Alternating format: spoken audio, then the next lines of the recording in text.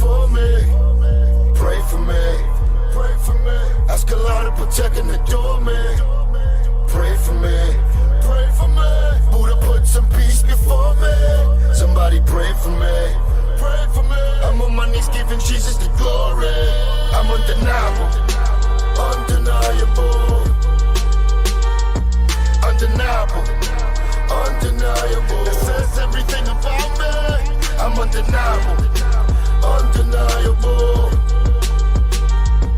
Undeniable. Undeniable. What up, yo? Detroit and Flint Town. Coming through this motherfucker. Hallucinate. Yeah, with my killers. Through the projects.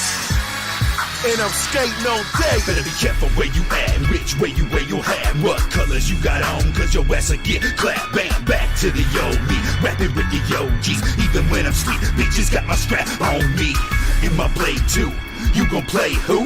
You gon' fade who? Bitch, I will shake you, erase you from existence. If you don't keep your distance, I kick it, dark and wicked, get marked off the hit list. Always on some bitch shit, keep it to yourself, man. I'm self-made, self-paid, hell I let it rain. We can tell you plain, we can tell you ain't what you say you are. You ain't hard, you a flake, yeah. Break them off, break them down, this time needs an enema. It's time to get above, wet them up, red them up. I'm fed up all the whack rappers, they liars. I'm a villain, I'm a gangster, I'm a rider. I'm a villain, a beast, a savage, a rando. Black roach, bandana, and a flannel.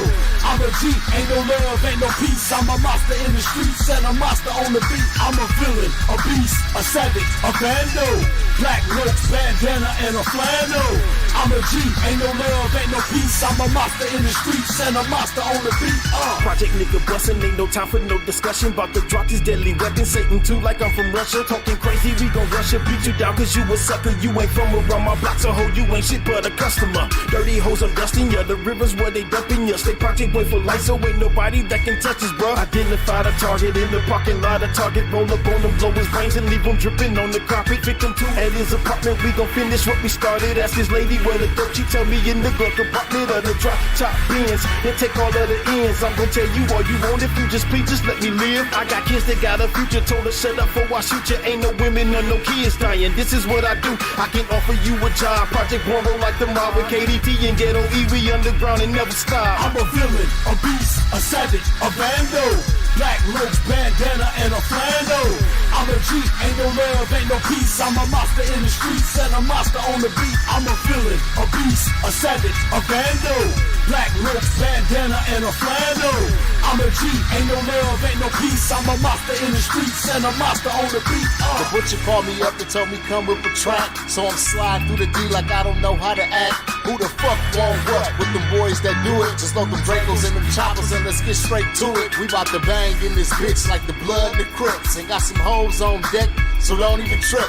In my Snoop Doggy Dog voice, I make that pussy moist and leave your hoe staring in the ghetto. She done made her choice, and she chose to get banged. Hang with dating thugs and ooh kang. Told the girl stay in her lane. Now she missing, that's a goddamn shame. Who the fuck you talking to? Who the fuck you provoking? I'm in the butcher back cave smoking and fiending for a motherfucking killing. I'm a savage, I'm a G, I'm a motherfucking villain. I'm a villain, a beast, a savage, a bando. Black roach, bandana, and a flannel. I'm a G, ain't no love, ain't no peace. I'm a monster in the streets and a monster on the beat. I'm a villain, a beast, a savage, a bando. Black roach, bandana, and a flannel. I'm a G, ain't no love, ain't no peace. I'm a monster in the streets and a monster on the beat. Once again in this bitch, splitting the D came to play. Playing for keeps when we creep with that motherfucking AK. Popping the phone, letting them know who the fuck be on the streets. Project One, KDT, and the dating fake. Real OG's been banging since the 90s. Ain't shit that I ain't seen. Another murder gang related motherfuck the police. One love, killer, deal, death do us part. That gangsta shit, motherfucker, coming straight from the heart. There's nowhere to run, grab your guns and step into the front line. Where only you find a few my kind, busting with the tech knives. Come and test your strength, cause only a strong will survive. We're soldiers from the ghetto, side by side as we strive. Murdering motherfuckers, making money while we mad. Mind ain't straight, body and soul, while we strap. Mr. fucking Fearless, J Gutta, it's a rap. Fuck with me, I'm a G, day and night, pass me the gap. I'm a villain, a beast, a savage, a bando. Black roach, bandana, and a flando. I'm a G, ain't no love, ain't no peace. I'm a monster in the streets and a monster on the beat. I'm a villain, a beast, a savage, a bando. Black roach, bandana, and a flando. I'm a G, ain't no love, ain't no peace. I'm a monster in the streets and a monster on the beat. I'm a G. And I ain't talking about no gang shit. Stuck with a tech knot and I'm about to do some strange shit. You bitches better be careful who you motherfucking hang with. Everybody's not your friend in this shit when they get dangerous. Sustain this. How you think we done for 20-something years? Dating family and PJP put in work like Richard Gere. T is up next and they real life ready. Running around y'all hood with a mic and a machete. Means they ready to kill it. Make you bitch niggas feel it. When we all get together and put it down, we the realest. I found a monster on these beats since my born dead days. Always out to make a killing, yeah, them born dead way. Any pigs out here keep squirming, cause I'ma pick your ass off like I'm Richard Sherman. So if you see me on your motherfucking block, you bitches better please me, cause I'm coming with some killers, yeah, some motherfucking thieves. I'm a villain, a beast, a savage, a bando. Black roach, bandana, and a flando. I'm a G, ain't no love, ain't no peace. I'm a monster in the streets and a monster on the beat. I'm a villain, a beast, a savage, a bando. Black roach, bandana, and a flando. I'm a G, ain't no love, ain't no peace. I'm a monster in the streets and a monster on the beat. I'm a villain, a beast, a savage, a bando. Black roach, bandana, and a flando. I'm a G, ain't no love, ain't no peace. I'm a monster in the streets and a monster on the beat. I'm a villain, a beast, a savage, a bando. Black roach, bandana, and a flando.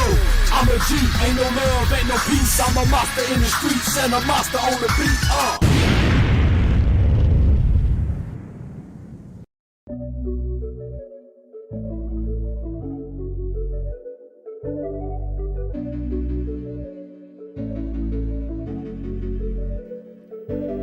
Every time I watch the news, I bow my head in silence. It made me sick to my stomach to witness violence. I hit the prayer rug deep inside, I'm crying. Lord of the worlds, put an end to all this dying.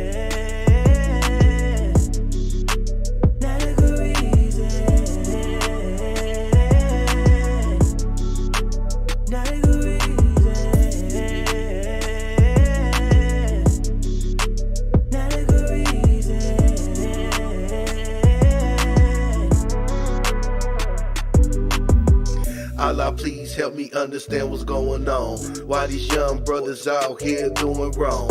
Acting savagely, firebombing women's homes. All of this cause she left your sorry tale alone. 19-year-old boy responsible for mass shootings. Action through Allah is the best solution. Plus these young boys going crazy shooting cops. I give my life to Allah, please make it stop.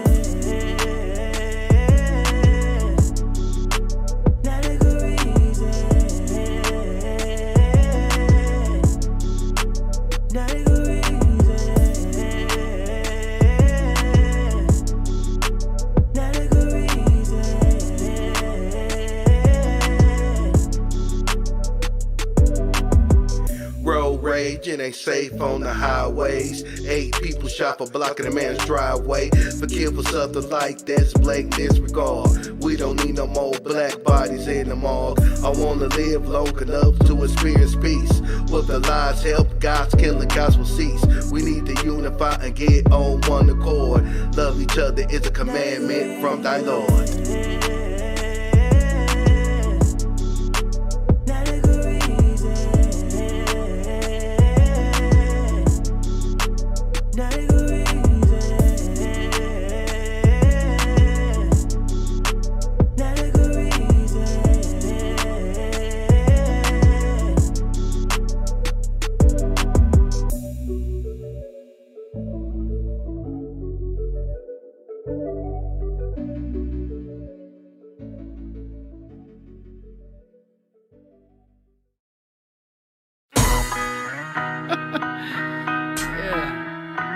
Good old days.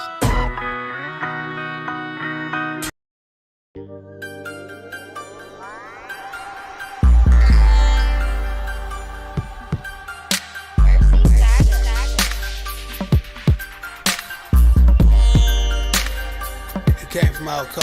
Take one. Came up in hip out the hard way. I practice my artistry all day. Yeah, that nigga call what they all say. When I used to spit flows in the hallway. Ain't no question regarding my forte. Manifesting the verse was like horseplay. With a clarity closer to 4K. Nothing less than a God MC ordained. It was all types of things on the floor, man. In the life that a young player portrayed. Ventured into the industry foray. Wasn't sure it was for a G per se. But I knew making music was my thing. And when they was getting bread out the dope game, I was up in the studio, no change. Any other lifestyle seems so strange. And I would never throw salt on your name if you'd rather be pirates than gang.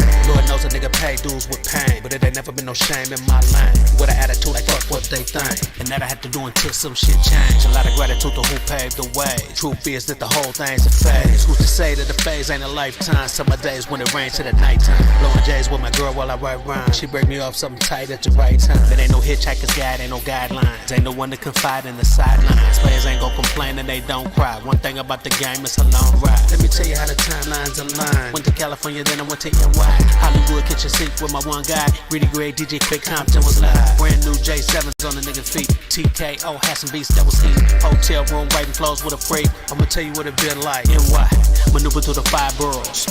Manhattan skyline, top of the world. Roll holes, OCO, dynamite too. 3 up, all the shit that we was into. When I got introduced to the GM, never crossed my mind I might meet him. Studio in the Bronx to the AM. That's where I got my grandmaster training. He challenged me to be a greater MC. Showed me how to be the artist haters envy. Make a hit using nothing but an MP. Flash is fast, flashing no fool. One thing that I learned in the NY, go hard in the paint, you could get signed. It's a big world out there, you inside, but you could gonna make it happen if you inspired. Jet planes in the sky, it's cool sometime. If your loved ones waiting when you touch down. Some cities so lonely when the sun down.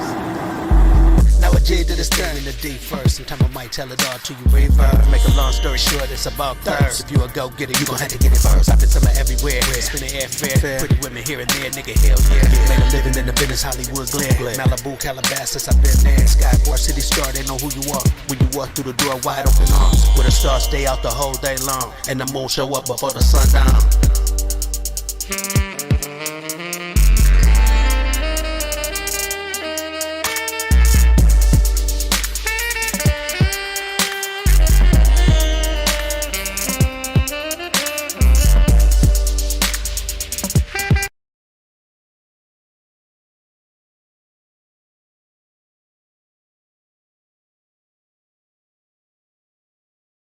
What up, though?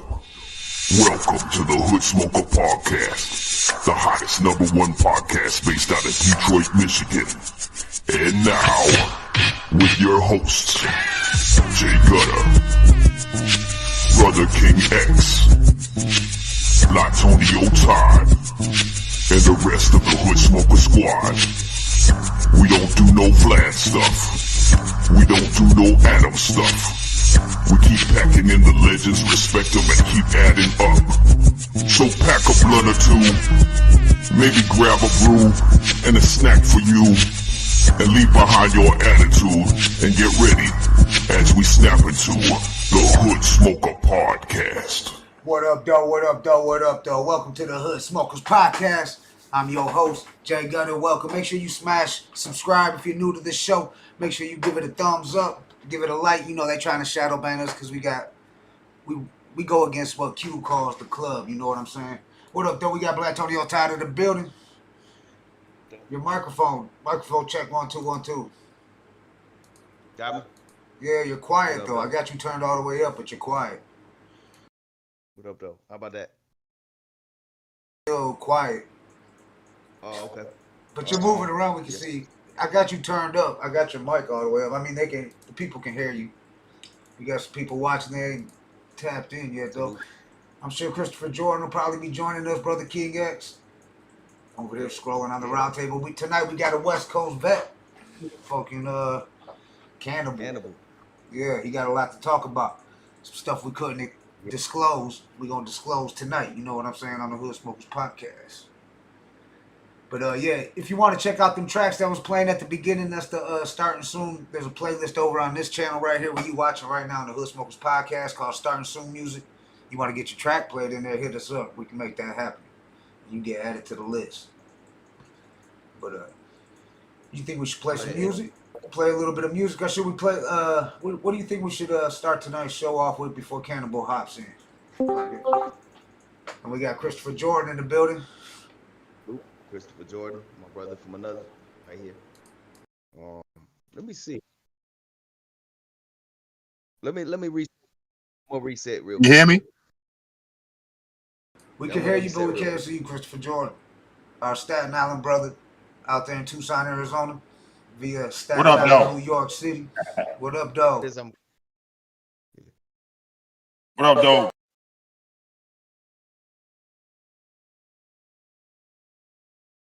I don't know what's up with Blatonio. But we was gonna play some music for Cannibal gets in here. What's going on with you, Christopher Jordan? You know, getting ready to do the do.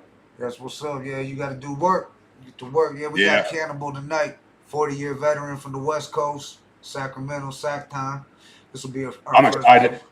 Yeah, our first guest from Sacramento and shit. I know that's where Brother Lynch hung from. So a lot of motherfucking, they got a dope hip hop scene. I'd like to hear about it. This will be our first guest from Sacramento. We got mad love in Cali though. You know what I'm saying? We get ready for a part 2 with Black C, part 2 with JD, part 2 with 3 from the Lynch Mob. It's going down. Blatonio, what's good? You there? We was gonna play a track real quick. You got any suggestions, Christopher Jordan? I was asking Blatonio if he had. You got any requests that we can? You think what's did that new single drop by Cool Kim? Not yet. I don't believe. Okay. It's coming soon. I was gonna say we could bang that joint, but yeah, if it ain't dropped yet, get ready though. We got a part 2 of Cool Kim, y'all. This the first time y'all hearing about it. I'm excited for that too. Yeah, October 7th, y'all get ready. I see he got some shit popping too. He got a big show coming up too. I seen, and I believe a big show. Yeah, that's dope. That's dope. So you know what? I'm gonna go ahead and play the homie Kid Vicious because we didn't get his songs on the playlist for the Stern Soon music.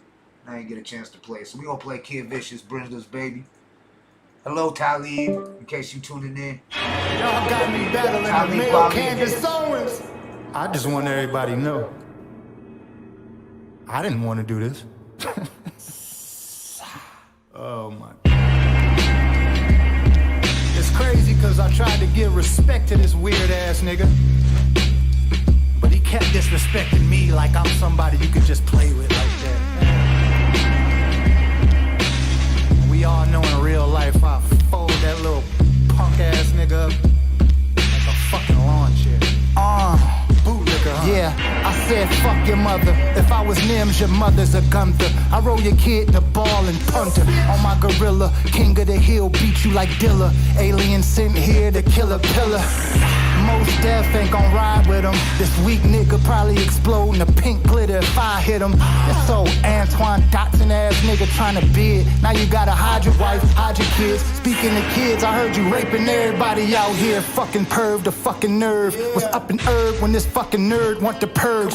That's a fact bar. A whole group with most death, but still ain't a black star. This ain't beef, the chop squeeze is chopped cheese. Quali screaming out Yasin and I fleas. Send them to God, you'll be Yasin. If I'm mean, pack them up. Now we some bomb weed from my tree. If I could reach in your soul, I pull out a bitch. Like Granny when she pissed off, we pulling a switch. Thought he could get fly, just to get fried. I don't let shit slide. He made just to get by, just to get by. Think I'm a pimp cause I beat a whole punch of chest. You'll see my knuckles through the other side like pizza dough.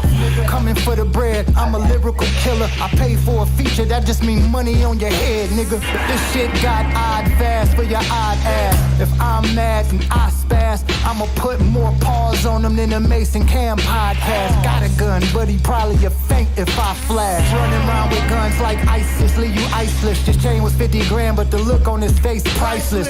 I throw this right at the fake right, just duck or you falling. If I knock a conscious nigga unconscious, what do you call him? A gift certificate for lids, I get your guy caps. Call the bullets, R. Kelly, can you survive that? You the prey, I'm the hunter, I want you under. They'll find Brenda's baby in the dumpster. In slide fashion, I slide past them and sidetrack them. Snatch the blunt right out your fucking hand, I'm hijacking. Slay a liar till they retire, your mother should've swallowed you. Guess that's what I get for not aiming higher. Open your mouth next time, Brenda.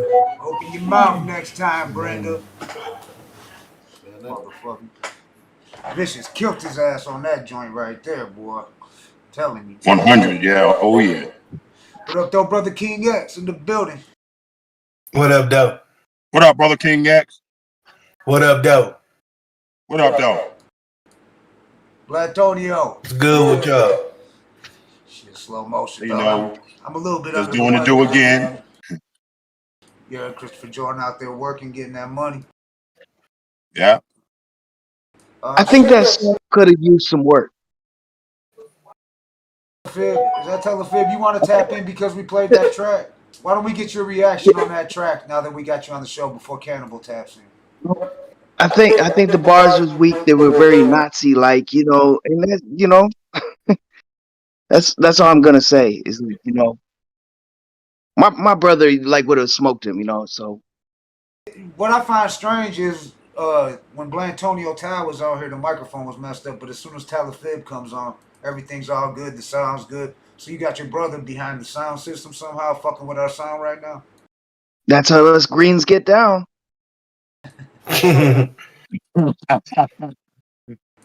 Telefib, But y'all. you guys have fun with your little podcast. I'm gonna let your guy come back on. Yeah, okay. That's Telefib Quali, y'all. If you don't know, now you know. Check out that series, new series coming up. Last one on Mos Def. Shout out to Mos Def. Shit, I'd love to have Mos Def on here. We need to get Mos Def up on here and shit. Chop it up with the homies. Most definitely. I'm sure he don't agree with that shit that Talib be talking and shit. Mos Def ain't fucking with that shit. But I'm just trying to think. We waiting for Cannibal to tap in. He should be tapping in any minute now. So What up, dog? Guys, hear me okay? Time back in the building. Yeah, your sound's good now too and shit. We can hear you loud and clear. That's what's up. Okay. Yeah. What up, though, B? Hey, what up, though? What up, though? Brother King X. Gutta, everybody. What up, though? Yeah. We can play. We got time for another track. We just banged that joint from Kid Vicious, the diss on Talib and shit. Shout out to the Alien Gang. Shout out Panda Chop. See you, homie. Shout out to Panda Chop News. Make sure y'all check out Panda Chop News if you ain't already. Shout out Cuban Link. But I think Cannibal about to tap in. But is there a certain track we should play? Blatonio, I was asking that before we played the Kid Vicious joint. Oh yeah, I was gonna try and send you the one that was called Digging by KDT. But let me see. It's called Digging? Yeah. KDT.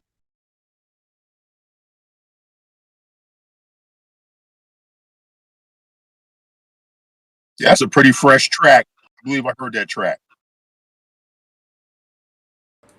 It's illegal. IDs illegals artwork on it. Digging. Yeah. Shout out to KDT. Salute. Salute.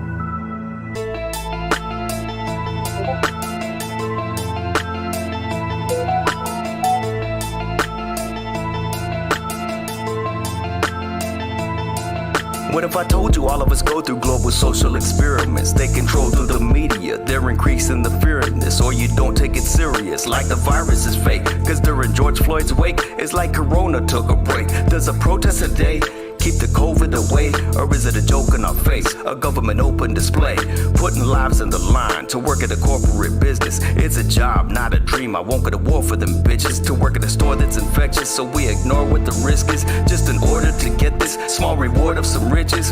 It's plain to see it's blatantly economic slavery. They ain't paying me for bravery, they can't wait to see replacing me with somebody younger and cheaper. Some of the death of my thunder, my hunger's deeper and deeper. Cause anyone who really knows me as a homie knows I'm cautious. They also know I'm funny, my last words would be, watch this. Dig out of this hole, why am I lonely? Fill up this bag with my homies. With my homies. What's up this mag? At you phone. The fuck up, you don't know me. Violence and peaceful protest during these turbulent times. Sit back and fucking panic as they losing their minds. The water turns stagnant, every spot gon' dry. Think I give a fuck if you live or you die. My opinion was formed like some Jesus chains that was torn. Better walk 100 miles to feel the pain I endure without a drop of remorse. This ain't no contest. Too many suckers on the street wearing their heart on the chest. Time to crack the piggy banks and put your life to my test. These slugs I bust, gonna eat up your vest. Attack your cardiac like a bitch under arrest. Shots right in your face and in your mental stress. And I always do my best when it's time to dish a punishment. Fatality finisher. When I bust my nut, they loving it. Barely use my gun for this. Pistol whip your funky kids. Dig the grave, you sorry bitch, cause I'm about to end this. Dig out of this hole, why am I lonely? Fill up this bag with my homies. With my homies. What's up this mag? Act you phony. Back the fuck up. You don't know me.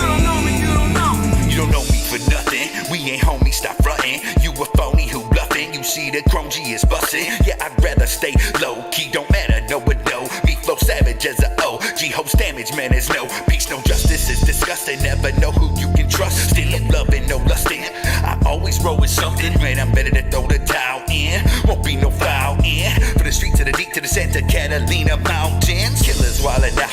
All my killers shout it loud. Get your skrilla, forget the cloud. Keep it real, don't hold no doubt. You know what I'm about. Feeling bag after bag. Once I dug about that hoe, I swore to never get thrown back. Dig out of this hole, why am I lonely? Fill up this bag with my homies. With my homies. What's up this mag? Act you phony. Back the fuck up. You don't know me. You don't know me. Shout out to Killers Don't Talk. Word up though, the Mad Hatter, yeah, Cannibal's in, I think he's trying to tap in. I think he's in the Discord. I told him just hashtag.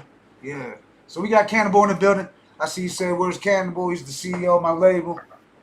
We got shout out to everybody. Frumbly, Rumble, LPG. What up though? Yeah. Make sure y'all smash that sub, hit like. You know they trying to shadow ban us because we ain't scared to go to war with the higher ups and shit. We don't give a fuck. On the Hood Smokers Podcast, we keep it uncut, censored, keep bringing you that raw hip hop, let people speak their truth. We got Cannibal tapping in. We waiting for him to get on the Discord right now.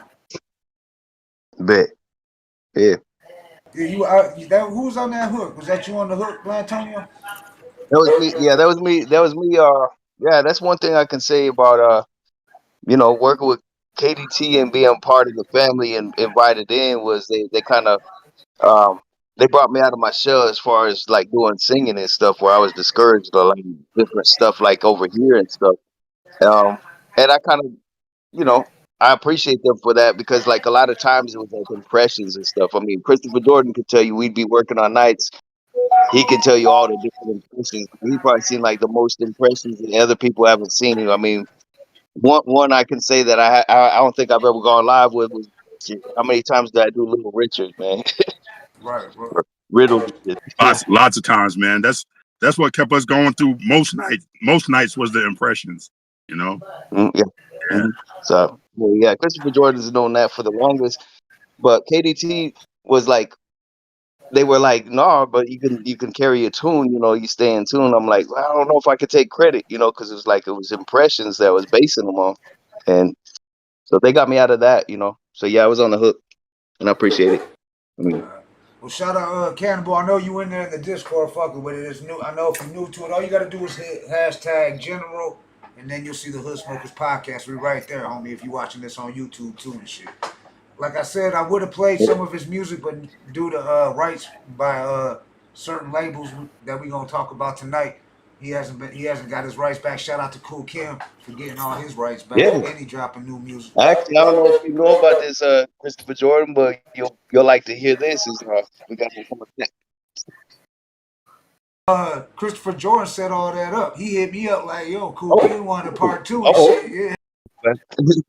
Yeah, no, he just passed me the ball. He just handed it off to me, and I took it from there and shit. But yeah, he was glad to do a part 2. Yeah, that's awesome. No, that's cool. No, like I enjoyed all of that interview right there.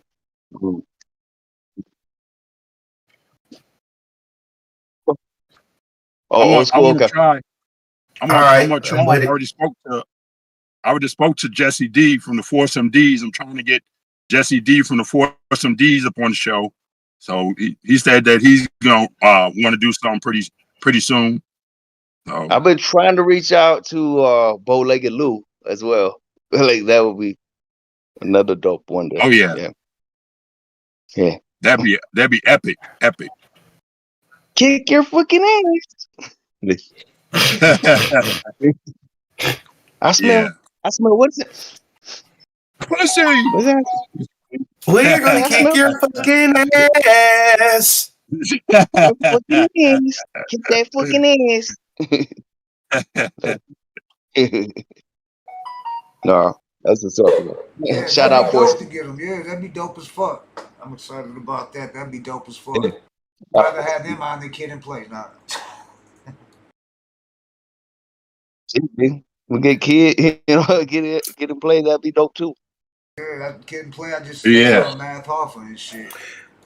You know, Play was the street dude for real. Play was the street dude. Mhm. Kid was one. Yep. Y'all check out the. Well, I mean, kind of like yeah, I did. Did you guys check it out too? I watched it. I wouldn't. Of the new one? The new what? The new House Party movie. No, I wasn't too quick to jump on that. No, I wasn't really impressed with it. You get a chance to check it out, Christopher Jordan? Not yet. Nah. Yeah, I would. That's like a waste. Yeah, I mean, it's no rush.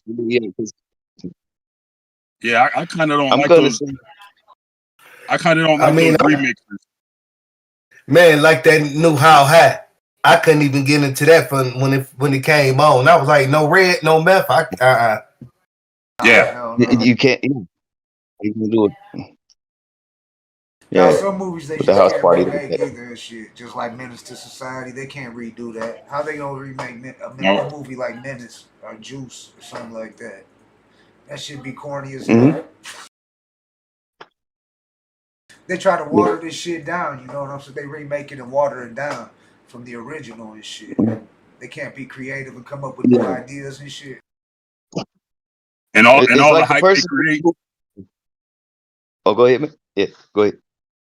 all the hype they create is more better than when you watch the movie. All the hype is better than the whole project they make. Yeah. Like the person who, all I'm gonna say, whoever didn't watch it, it's least expected is like it's neither one of the people who are taking the place of Kid and Play, and it's like an unexpected, like, co-guest who takes over the whole movie that makes the movie. Like it's Kid Cudi's character. Right. I'm gonna say least expected, and he comes out and he rocked his role. It's like it looked like pretty much he was playing as himself a little bit, but showed a side of himself that I've seen he Kid was out Cudi in there. a couple movies do that. Like he was in some other hip hop movie. I forgot the name of it. Pretty big hip hop movie though, where they was battling and they ended up backstage. I think it might have been. It was a movie. They ended up backstage smoking with Kid Cudi, some shit, and like partying with him. I forgot the name of that movie and shit. Yeah, but he's pretty much like if you do watch that movie, he's the one that saves the movie though. It's like Oh yeah, it's kind of crazy too. That's probably the best part of the movie is that crazy shit. What you yeah, wouldn't you say? Yeah, another remake that was garbage. Which one's that? Nightmare on Elm Street. Oh yeah, the new Freddy, he's garbage. Oh yeah, that's garbage. Yeah, how are you gonna take away Freddy's wisecracks and jokes? Yeah, right. Can't nobody do that like Robert Englund. I'm sorry, nobody can do Freddy Krueger like Robert Englund. Yeah, we just watched that too. Yep. Shit, yeah. He owned that character. Owned Freddy. Yeah. They even gave him a role in the new one and shit, but it still ain't the same. He ain't Freddy though and shit. Even playing the janitor or whatever the fuck he was playing and shit. Yeah. I mean, that's what Freddy Krueger was. That Freddy Krueger was a real dude. Yeah. He was a guy. I believe he was out of England. He used to hypnotize people. He could hypnotize you and do whatever he wanted to you. Damn. That's sick. That's where they got. Yep, that's where they got Freddy Krueger from. A dude used to hypnotize people and put them to sleep. Yep. So the real story behind them, yeah, it's like. And and y'all know Robert Englund from the D. No. Oh, he is? Oh, okay. Yeah. Oh, here we go. Damn. That's how he got the Freddy role. Krueger so real. That's how he got. What was it? That's how he got the role of Freddy Krueger. Him and Wes Craven was both attending University of Oakland out in Auburn Hills or Pontiac or whatever at the same time. Oh, damn. Okay. There you have it, y'all. Yeah, some good chemistry. He went to Cranbrook. He went to Cranbrook. Jay Gutta, you know about Cranbrook, how exclusive that school is. Cranbrook, yeah. Yeah. Robert Englund went there. I didn't know that. That's a performing arts school, ain't it? Some shit like that. Yeah, they mentioned that. Eminem mentions that in 8th Mile. Cranbrook. That's what Papa Doc was supposed to went to, right? Yeah. That's what Robert Englund went to. Yeah, we got a real life Papa Doc we've been dealing with and shit out here from Oakland County and shit, fucking bumping his gums and shit. I ain't gonna give him no he ain't gonna get his name put out here unless we got the homie shout out Donnie Crystal on here. Make sure you come out November 5th, Monty's birthday. MJ Dine is having a giveaway and shit. It's gonna be off the hook. And his real name is Francis.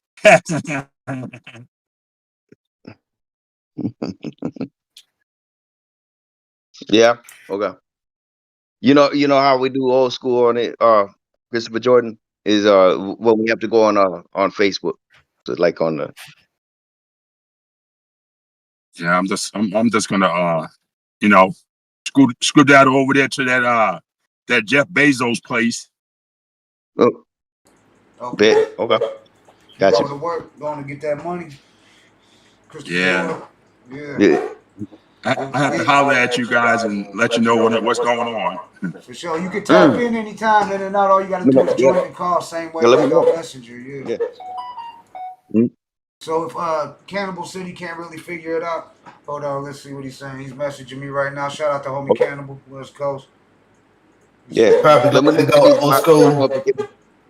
Yeah. Because I mean, he already did it. I like to say peace to the D. Peace to Arizona. Peace to Staten Island. Peace to the whole world. Yay. Peace to the Hood Smokers Podcast. I'll see everybody next time. Y'all guys have a good day. You too, brother. Salute. Much love. Salute, my brother. Much love, man. Salute. Christopher Jordan down there in Tucson, Arizona, via Staten Island. Hold up. He said he's hitting general and all it's showing is the Hood Smokers Podcast in the camera, but it's not showing us in the camera. So I don't think he can figure out. He said he's not real tech savvy and shit. So let me see. He said he's feeling real old right now. So I'm just gonna go ahead and in the Discord, we'll go Messenger. Because I don't see him in there. I don't see him in there. Yeah, see, I got it pulled up right now, the Messenger group call so everybody can see. I'm gonna just go ahead and call him. So I'm gonna end this, and then we're gonna call him on Messenger. So just pick up on the messengers. Talk to y'all in a minute. All right. We switching over old school. You know, sometimes we do this shit. Looking at all these different screens and shit, yo. All right, now I got a video call. Let's see. Everybody, we're gonna keep them all in it. We're gonna keep everybody up in there. It's all love. We'll have the homie Cannibal here in a minute. What up, dog? Hey, what's up? Yeah, glad you can make it. I know you got some homies in the chat too and shit. It's good to see you. This is the old school way. I mean, when we first started this podcast and shit, we had to do this a lot. And plus, a lot of OGs didn't know how to work the Discord. You know what I'm saying? So we set shit up like this. Yeah, I feel you on that. I gotta have somebody set it up for me. Shout out Southwest Word. So I don't really know how to work it either and shit. So Yeah. I got a lady does it, but she's out right now. Okay. We got Cannibal in the building. Why don't you go ahead and tell them a little bit about yourself? We've been talking about you a little bit on the show. I'm Jay Gutta. That's Blatonio, Todd. Brother King X will be joining us any second now. Or I think Brother King X is on with us right now. Is this Brother King X? Oh, nice. Yeah.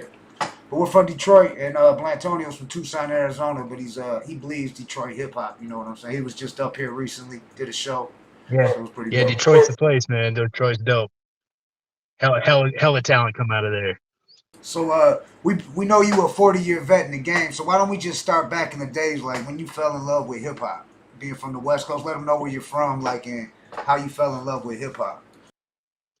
Well, I was born in Sacramento, and when I was little, I lived in a place called El Paso Heights, and then I also lived over in Broderick, which back then was like the 70s, and it was a lot of more like b-boys and stuff like that, a lot of break dancing and pop lock. It was more of a dance scene because New York was kind of doing was coming out with, developing hip hop and all that kind of shit. But am I allowed to cuss on this? Sorry. All right, cool.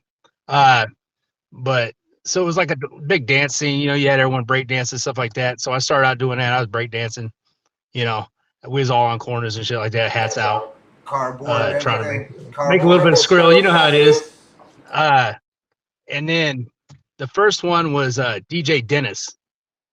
Was a cat in Sacramento. Used to play a lot of the clubs and parties and stuff like that. And he spent some hot platters, man. He cut shit out. He had a batch of scratch that you couldn't catch. He was really dope. Sorry, I got the dog in here too. He's trying to get up in the show. Anyways, sit down. Hey, what's up? Salute. What up, though? Anyways, there was a Triple Threat 3. Triple Threat 3 were like the first rappers that I remember like actually spitting rhymes, and they were out at the parks and stuff like that, and doing a lot of like. There was DC Ray.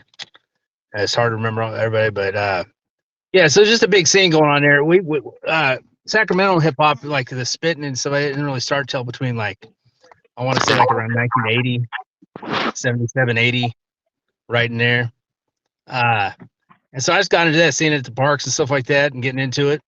I was born there, raised till about the 4th grade, 5th grade. Then I came to Oregon for a little while because my dad was kind of a gypsy. He kind of moved around a lot because he was always in trouble. But going like a nomad. yeah. So we was always like, oh, let's get out of state real quick. I had a judge actually threw him out of the state at one point. Told me he couldn't come back for a little while. Oh, so damn. we come to Oregon for what's that? I said that's what's up. All right, yeah, I got you. Yeah. We go to sleep, wake up somewhere else. Hop in the car, we going. So I come to Oregon and I would bring stuff I knew from Sacramento here, and I'd live here for 6 months here, 6 months there, back and forth. I spent a few years here, a few years back in Sacramento, and that was pretty much my whole life. So I'm like half and half, 541 Northwest, like Sir Mix-a-Lot territory, and 916 Sacramento. And so all up and down the West Coast, Bay Area, all that kind of stuff.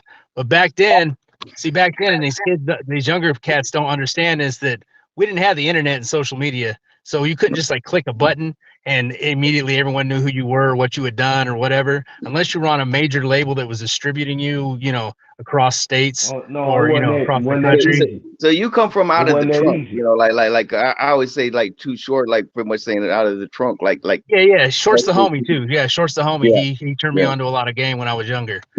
Yeah. He's a really mellow cat, hustler, but really mellow cat, Good people. Yeah. Very nice person. And so back then we were just hustling stuff out of trunks, you couldn't, there was no internet to speak of, like I say. So we was hustling at swap meets and parks and, play a party and try to sell our stuff out of the trunk. Real talk. Yeah, for real. You had to grind back then. There's a lot more leg work than it is now. You couldn't just sit there and, We didn't have a SoundCloud we could just upload your song to and then bam, okay, see where it goes. Exactly. So we'd do that. And back then I would have like music out or whatever, like when I got older and I was putting out music, because 15 is when I started making money at it. And put out, you could do things and people would know you around Sacramento, but you could come to Oregon and it would take like 3 to 10 months for like I remember when Quick came out, and this is much later into my career, but Quick came out, no one in Oregon knew who that was. And he had already been out for like a year. He had already hit. Wow. Yeah, and no one in Oregon knew who that was because it didn't travel like that. You know, it wasn't like that. Mm-hmm. Yeah, I go to like California, and when I was in California for my homies in Oregon, I'd record like hours of BET on VHS and bring back stacks of tapes for these cats to listen to, and they'd be like, "Who's that? Who's that?" You know, and like turn them on the game, you know, show them who's coming out and all this kind of stuff.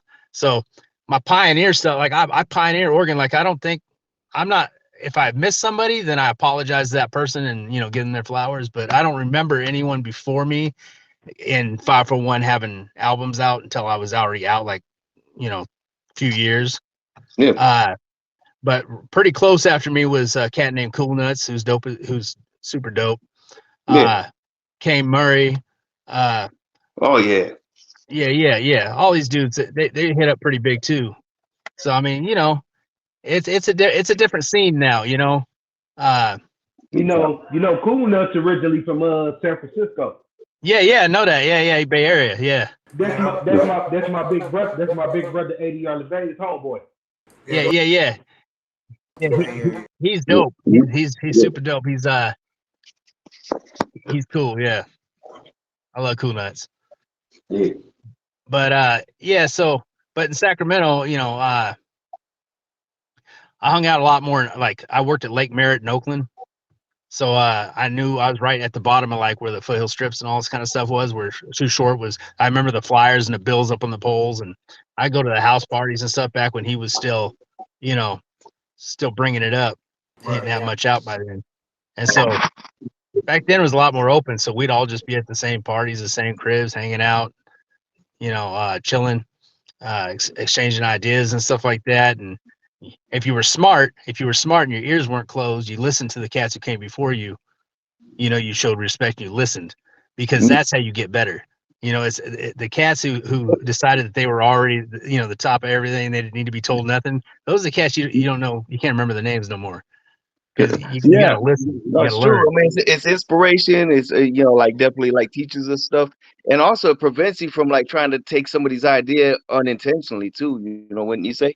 Like, because you know, you don't be like, oh, so and so did what? He's from out here, and you never heard of him. You know, like, yeah, you don't want to take somebody's ideas.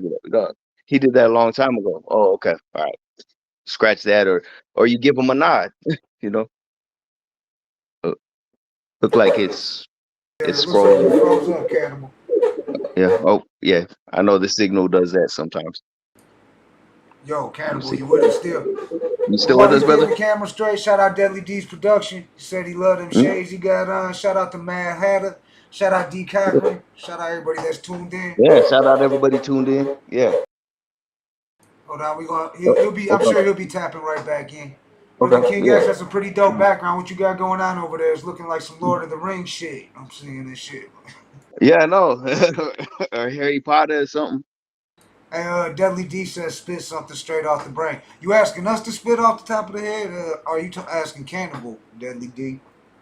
Because I'm like E40. It's no freestyle. It's pay style on mine because I love money. Yeah. Send me $5 in the Cash App. Money sign J Gutta 313 RD at Cash App. At, you know how to do it. Send me $5 right now and I'll freestyle on this bitch off the head. And I put your name in it. All right. I don't know if that's a good or a bad thing though, because you don't know what I'm gonna say. Yeah. Well, it depends on the freestyle. No. We wait for Cannibal to join us back in there. He froze up. Maybe he was going through. He is out there in Oregon. When I picture Oregon, I picture like fields and like probably dead zones. There's probably areas where get a bad signal. Oh man, bro, you know when you in Oregon, bro. As soon as you get there, bro, your signal just die. Yeah, that's what I'm talking about. They don't got as many towers and shit. You know what I'm saying? Like They got telephone towers, but it's all them hills, and you know what I'm saying, man. Yeah. I'm sure he'll be joining us here in a second and shit. Yeah. Well, yeah. I was like, I hope I didn't offend him by asking him, what we was talking about. Yeah. No, I know. Yeah. No, but I know how the signal goes. That sucks, Yeah. No, and he comes from the era like when hip hop started back then in Sacramento and shit. Out of the trunk rather than just like uploading your stuff like through SoundCloud and all the available platforms now, Mad Hatter, you from Oregon? Talking about we got dank weed though. We got some fire here. What y'all all smoking on and shit? I'm a little bit under the weather today, so I'm not smoking. I was actually thinking of doing a COVID test live on here and shit, but we might get took down for that for saying false medical bullshit. I've had videos took down for that when I was doing the street report, saying I was spreading false medical news or some shit. So I don't know if I could do a COVID test live. But Blatonio Todd did the hot chip challenge before it was trending, though. That's true. Yeah, we could do that. They got a new chip now, Blatonio. That one I heard is even hotter than the rest. Oh, well then I might have to see about getting one of them. Yeah. Cannabis lovers said they got some Durban poison over there. I forgot what this shit is that I was smoking on, dog, but it's some indica, and I feel like shit to tell you the truth, but we still gonna keep pushing this shit. Keep it moving. Yeah. Hopefully he gets his signal back. Yeah, what's this? DISL automatically released hip hop songs with Beast 1333, who went to tour with KRS-One and had him as a rap mentor. D-Tour was called Stop the Violence, by the way. I live in Springfield, same place Cannibal was from, and I got some White Tahoe cookies right now. Okay. Yeah, you fucking with the filters. We got some filters on here. Yeah. Let me see if I can fuck with my filters. I see it now. I was like that, trying to see what they had on here. Let me see what happens if I share my screen with you. Can I share my screen? I think y'all be able to see the. It look like I'm falling. We waiting for Cannibal to pop back in right now. Shout out OG Prince. I seen him just. Shout out all our Chicago family and shit. You know what I'm saying? Cannabis lover, where you from? Drop your location. Mad Hatter's from Springfield, same place as Cannibal. Shout out to Springfield. Hold on, I'm trying to figure out how I can do my motherfucking. Why I can't get no special screen and shit. I'm on the fucking. All right. I was talking about how mine is. Why ain't my screen working like y'all's? I don't know, man. All you got to do is hit the little smiley button, that little smiley button icon, and all the effects should pop up. Okay. Cool, Cannabis lover. You must be from New York City, huh? He said, guess where he from. Yeah. But shout out to New York City, you know what I'm saying? I know they're number 2 on our geographics, and then Houston's number 3. That's showing us love. Yeah. Detroit always number 1 home team, you know what I'm saying? But right after them, New York, we got a good fan base in New York, Houston, all over the place. Shout out to Bay. And Eminem didn't rap in this song, but says some stuff at the start of a song in which King Crooked raps in it called Planet X, and also they both rapped M and Crooked in a song called I Will. Okay. He's talking about KRS released hip hop songs together with Payday, My Son. Okay. New York City, baby. That's what I'm talking about. Shout out to our homies from the Bronx. Rest in peace, Charlie Rock LD. Shout out to Cuban Link. Shout out to Goya. Shout out Just Ice. Oh yeah, you see Just Ice is on that car with Cool Kim on that show he got coming up. Cool Kim got coming up. That's what's up. Yeah, shout out Just Ice right there. Yeah. We need a part 2 with Just Ice for real. Brother King X need to hit up the homie Just Ice again. You know, I don't see too many interviews with Just Ice, and Cannabis lovers. Since you from New York City, I'm sure you know who we speaking on. Shit, you seen how Mr. Servine was when we said something about Just Ice. He said he was the reason why he got his grill and shit. I mean, he influenced the whole country, the whole world. Before down south, they was busting the grills on it was Just Ice did that shit first. You know what I'm saying? You look like you over there in No Pants Hood, Blanche. Yeah, actually, that's what it does look like. Yeah, totally like No Pants would be in this area. Yeah. You think maybe I should hang it up and try to call again and see if Cannibal picks it up? Maybe he don't know. He said he's not very too tech savvy, so he don't know. Might not know he can join. Yeah, give us 1 second. Yeah, go ahead, man. All right, I'm gonna hang this up, y'all. We're gonna call it right back and see if we can get Cannibal back up on here, y'all. I don't know what happened. We're gonna go ahead and call it back though right now. Let's see what happens. Let's see if we get Cannibal back up in the building. All right. And now we just waiting for Cannibal to tap in. Yeah, hopefully, yeah. Maybe his motherfucking phone got well, like you said, Brother King X. You said that they got a lot of dead spots out there, right? Hills and shit. Yo, Mad Hatter said it looks like his phone went out. He's out there where he's from, so he would know and shit. You know what I'm saying? So. Right. Oh shit! I disappeared when I click on me. I just disappeared. I got Blatonio big now. Brother King X is real big with the books. It's one of them books, the 48 Laws of Power. Some people be posting that now like it's trending. They don't realize like that book wasn't like they actually took that out of prisons when I was in prison. They didn't want you to have 48 Laws of Power. They didn't want you to have the Art of War. And everybody acts like, oh, if you read the 48 Laws of Power, you read the fucking, what's it called, Art of War, you just a scholar and shit. And that's bullshit because now they almost like commercial books when you think about it the way it is now. Like now it's like these lame ass motherfuckers talking about, like I see posts on Facebook with like part of the cover of the 48 Laws of Power and they be like, what book is this? Like it's a trend or something. Like, come on, man. Oh, salute. Oh, we got Cannibal. Welcome back. All right. Welcome back, homie. Yeah, welcome back. Shout out to the we heard you have a lot of dead spots out there. Is that what happened? You lost the Yeah, signal? something happened. I don't know what went. You guys just went black on it, and nothing happened. I couldn't see nothing. Went to black screen. Said he's one of your artists, but he said we have hella dead spots out here in Oregon and shit. Yeah, probably. Man, I told you, bro. Soon as you get in Oregon, bro. Soon as you get on the freeway in Oregon, your phone service. That's it. Yeah, it was gone. I was like, man, starting to wonder. Welcome back. I already know because I was traveling from Denver, Colorado, from Gorefest, going to Portland, Oregon, because I was with a label out of Oregon at that time. And as soon as we got in Oregon, phone service went dead. Conversation was over with. Yeah, it's the exchange you have to do for the green, you know? Facts. All right, so we was back to Sacramento. We was talking about the hip hop scene in the Bay. We talked about Short. We was talking about how you was getting down with the breakdancing, that first b-boy and this shit. Yep. All that And then the stuff. pioneers. The pioneers. But, so you said you were about 15 when you started really making money. You knew hip hop, that was gonna be your grind, your hustle and shit. Yeah. That's when I knew that's what I wanted to do, you know.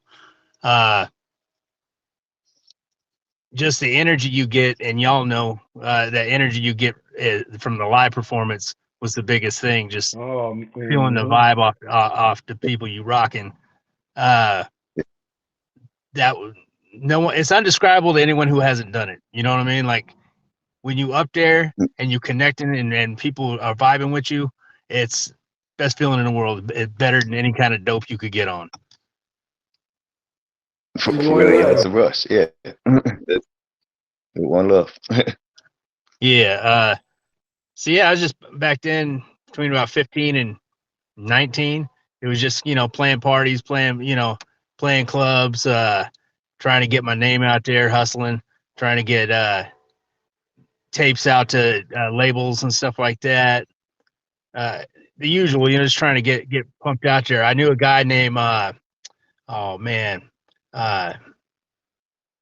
Sandy. I can't remember his last name anymore, and I feel bad because he was really important and pivotal to me having anything happen. I wish I could remember his last name now. It's been so many years. But anyways, his name was Sandy. He was a really good guy. But he was a street team. So he put up posters and stuff like that for and I can't so like I was telling you guys before when we was chatting, is that I can name the artists I work with and I can give you a year. Right. And then you have to do your own. I can't like say a song or what it was that I worked on because that's hurt my own credibility. People not gonna work with me anymore because I still write for people. Okay. But I feel you on that. Yeah. So, anyways, this cat was a street team for Ralph Tresvant and New Edition and stuff like that. Yeah. And Yeah. Cool girl, watch out. Yeah, that's right, Mr. Telephone Man. Yes, yeah. Telephone man. Those are still the jams. But yeah, so Heartbreak. yeah, those are classics, man. All those guys, Yeah. all the guys that came out of that were dope. You know, like I loved all this stuff. So he did like street teams and stuff like that for them, and worked a little bit with Motown Records. And he was cool with me, and we was always like we'd smoke herb and hang out and chop it up. We were like homies outside the business, and he was doing his thing, I was doing mine. And he was like, "Man, your lyrics is tight." He goes, "But I don't think what they looking at isn't what you're." Because I was more into like doing the gangsta, hardcore rap. Like I wasn't trying to change that. And he was like, "But they're looking more for this. But your lyrics is tight." And I have someone that may want to, mess with you, may want to find out what you can do. And, and so it was, so I can give you that it was Johnny Gill, and it was in 1990. And that was the first big song that I did just the hook, but it was the first big song that where I had done something outside being just local independent, where something happened for me. And that was, I'm probably the worst person in the world at business back then. I wish I knew now what I knew back then, because I'd be getting paid right now. Right. But I was always taking the bag up front because I was a poor, broke kid with no, I was trying to get the bag, get my stuff together, So I took the bag up front, so I don't get no residuals off that or nothing. But if you look up what he was doing in 90, you'll know what it went top 10, the hook on the song I did, but that's all I can go into for that. I did song for, I'll just say I worked with, that sounds better than I worked with with 69 Boys. Awesome. Okay. Yeah, 69 Boys are dope. Roll. Yeah. Roll. Yeah, yeah. I was say that. listening to that at work today. I was listening to that at work today. That's what's up. Yeah. Nah, that's what's up though. No, that's dope. Come on, baby. Yeah. Look at them girls, Dave Duke now. Yeah, I heard of a Southern rap. What was it? Was it 69 Boys who did Whoop There It Is, or was that somebody else who did Whoop There It Is? Wait, hold on.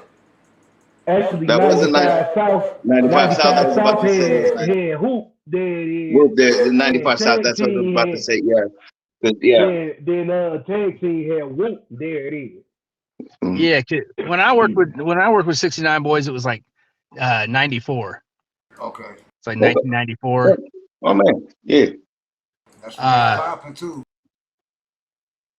Yeah. That's when it was really, And if you want to find some like real cats, like the 69 Boys, some real down to earth cats, like really enjoyed like the time I got to spend with them and stuff like that.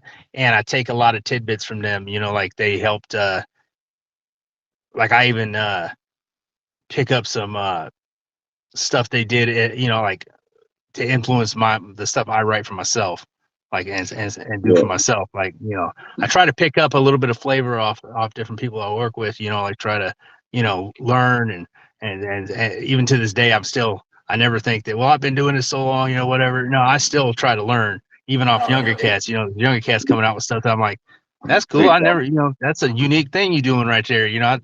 So what, I'd like to check that out. Try to see if I can, touch on some of that, Yeah.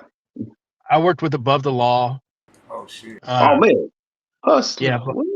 Yeah. This is serious tennis right there. They dope. Yeah, shout out Above the Law, yeah. It's not what you know, it's what you can prove. Yeah. Say again? What you can prove. Yeah, it's not what you know, it's what you can prove. Yeah. I make sure that my rhymes I rhyme and bold. 187 is the name that I go by. What's the definition of a hustler? Hustler. Yes. I can't do his voice, but it's dope. I hope he didn't say what I thought he said. I hope he ain't saying what I thought he said. Cause if he did, I'm gonna have his head. So I pull out my weapon and I just start blasting. I go low, like a crazy assassin. Yeah. Why? It's just another execution. Yeah, that's dope. That's dope. I But love yeah, that. man, no, that's what's up. No, that's cool though.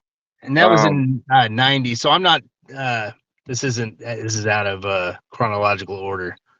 Yeah. Sporty Thieves and Mr. Woods. Oh no pigeons. No, I don't want no pigeons. Yeah. Yeah, and then what's funny is I go to they would have these like big not really barbecue. Yeah, I mean, it was barbecue in there, but it was like a big like kind of like, you know how what the Rap Olympics are? Yeah. They'd have like a small version of that. And that's actually how I met them, was through that. Was they were up in there and they was just like doing stuff off stage, and I just kind of like I have a tendency to just blend in with groups, even though just like walk up and be like, "What's up?" Like even they're like, "Who's this freaking white boy walking up on me?" Like, I'm like, "Give me a second," I'm just trying to peep what you're doing. But they were cool. They're super cool cats too. That's I've been blessed. I've been blessed with the fact that everyone I've got to meet and work with have always been cool. I've never had to really deal with and it's hard in the music industry, but I really never had to deal with anybody who was like a real douchebag. That's Most good. everyone's really down to earth people. That's good. That's good because I mean there are some people who deal with douchebags, and I'm glad. Yeah, that's part of the business. You know what I'm saying? It comes with it. People that But ain't I'm so glad cool. you've been blessed not to have it. Yeah, or ever. But Yeah. We're just saying something for how long I've been doing this. Then I'm trying to think of. You heard Tonight's the Night? Get in, boy. Tonight is the night. Yeah, are you talking about the old school song that's been sampled, like the Betty Wright song, or are you talking about like Quick song? Like where he used that a little bit. Wait, I think Cannibal. Yeah, I think it scrolled again. He went into a bad spot again. So bear with us, y'all. We'll just keep it on But there. We got Blatonio, but Todd. Nate and I, like it's a bunny. It was like that sample, and then of course DJ Quick doing a compliment to the song, with Betty Wright. Tonight is the night, which is like the hook, But I think they put some effects on it. Tonight's the night. Tonight. Tonight's the night. Mad Hatter said Whoop There It Is was tag team, not 6ix9ine Boys. I just said that because it was 6ix9ine Boys? Okay. 95 South was the other group that was kind of like tag team. Well, 6ix9ine Boys. 95 South might have been the one that was 6ix9ine Boys was Tootsie Roll. Right. Do you know what Whoop There It Is came but from? 69 Boys was brought out by 95 South, so that's the same camp. I found out, y'all should know this from the DJ Henhouse interview for the strip club DJs. You know where Whoop There It Is came from, right? That's what I'm saying. It's what the DJ said when the females, because tag team were strip club DJs. Tag team, yeah. And so that's there we go. There we go. There we go. Yeah. 95 South, wasn't that their first album? See, they were a little bit kind of almost boom bap, where it was like, wasn't it? Yeah. Carload of Pakistanis, I think, was their first album, wasn't it? Yeah, it was probably a little bit more than most that. But they did have that song, All the Fellas Where That Booty At. Whoop, there it is. All the fellas where that booty at. Whoop, there it is. Look at here. But tag team, damn, how did I forget that too? Like that. Back again. Ooh, look at that booty. Thank you, whoever chimed in on that too. That was Mad Hatter. He said, "Shout out Mad Hatter." Salute. Yeah, I don't get to read all the comments, so like whatever Jay Gutta tells to us, that's what we know. So I'm not able to watch it. Let me get some shout outs while we waiting for Cannibal to tap back in with it. Shout out to Lee Man. Shout out Cannabis Loving. Shout out Louis the Fourth, I believe he came from the tribe. Shout out to Salute. Video Matt if you're tapping in. But make sure you drop where you from, hit like, tell us. And like I said, if you're an artist and you want your music played at the start and soon before each episode, just let us know. We can make that happen and shit. Yeah, and by all means, you know, like we're a live show, so you know we're waiting on our guest to come back on. You know, not his fault. You know, the signal get back. I feel he's gonna come back on because I think we're having a good connection on it. But if anybody got a question in the meantime, go ahead and just spark it in. Something we can ask when he comes back, or if you got a question for anybody who, you know, like any of us as hosts and stuff, you know, we welcome that. That's what we'll say. And while we got some time to talk about it, let's see. My phone is gonna die, so I'll be back. All right, man. We'll check back in with us. We usually go for at least 2.5, 3 hours. You know what I'm saying? And we waiting for Cannibal to tap back in. Appreciate you tapping in and subscribing. Yeah, you looking for your charger right now? Or, yeah. Yeah, I don't know, man. Hadder said his phone's dying and he'll be back. His phone died. Okay. Yeah. I'm trying to see what we should go ahead. Like, shout out to Mr. Sadistic, Motown Rage. But, yeah. Oh yeah. Did you hear Twister's top 5 by any chance? Twister stuff? Yeah, I did. I got to see that. Yeah. I think that had to be like one of the most solid top 5s I heard anybody say so far. Shit, put out there. And it's been getting a lot of love, and a lot of people been agreeing with it. You know what I'm saying? For games. Yeah. And what Homeboy was talking about, like before he comes back on, I was gonna say, Professor Griff was talking about that. Another thing that is there's a hip hop Olympics that's coming into the picture too as well, not just the one that's you know, yeah. And I agree with him. He proved some points, you know, just saying, you know, like making sure that it's run right, you know, like it should have some pioneers in charge of it, not just like some outside source that comes in and makes a market, you know, which, you know, it should be almost like a coalition of its own. I think, wouldn't you say, Brother King X? Like it should be a coalition that's ran by like the pioneers, you know, the people who are actually hip hop involved, not just people who see a market, you know, like get Curtis Blow or somebody like that. Yeah, Nas, you know, like the same. Yep. Yeah. Because from what Professor Griff was trying to point out was just like, you know, outsiders just coming in, and you know. I totally agree. That's like me opening up a soul food restaurant, but I hire some people that run a Mexican restaurant. Who's your top 5 favorite rapper? Yeah. Amen.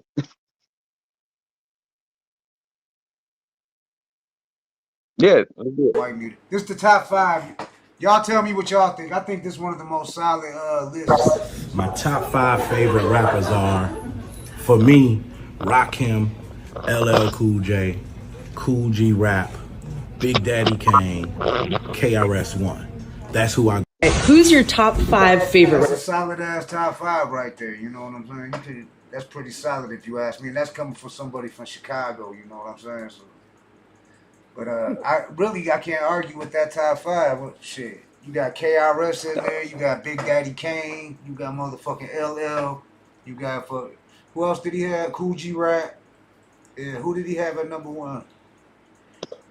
I forgot, but it was a solid top 5, dog. All 5 was Big Daddy Kane, Rakim, Cool G Rap, KRS-One, and I'm missing one, dog. I'm missing one. You know. Yeah. I can't think right off the head, but they was all New York MCs. I don't know why I can't think of it right now. But what's good with y'all? We waiting for Cannibal to tap back in live from Oregon. Yeah. You know what I'm saying? Fucking straight from Sacramento. I was gonna ask him if he had. I'm sure he's crossways with Brother Lynch, huh? You know what I'm saying? Yeah, I was about to. Yeah, I'm pretty sure he has. You know, like just thinking. I know Brother Lynch was probably the first artist. I don't know about y'all. Maybe you two, because y'all got tighter ties to the Bay Area. But Brother Lynch was who put me up on Sacramento hip hop. You know what I'm saying? That's the first time I ever heard Sac Town, like as far as in the rap game. Oh wait, was he San Francisco though? He's Brother King X.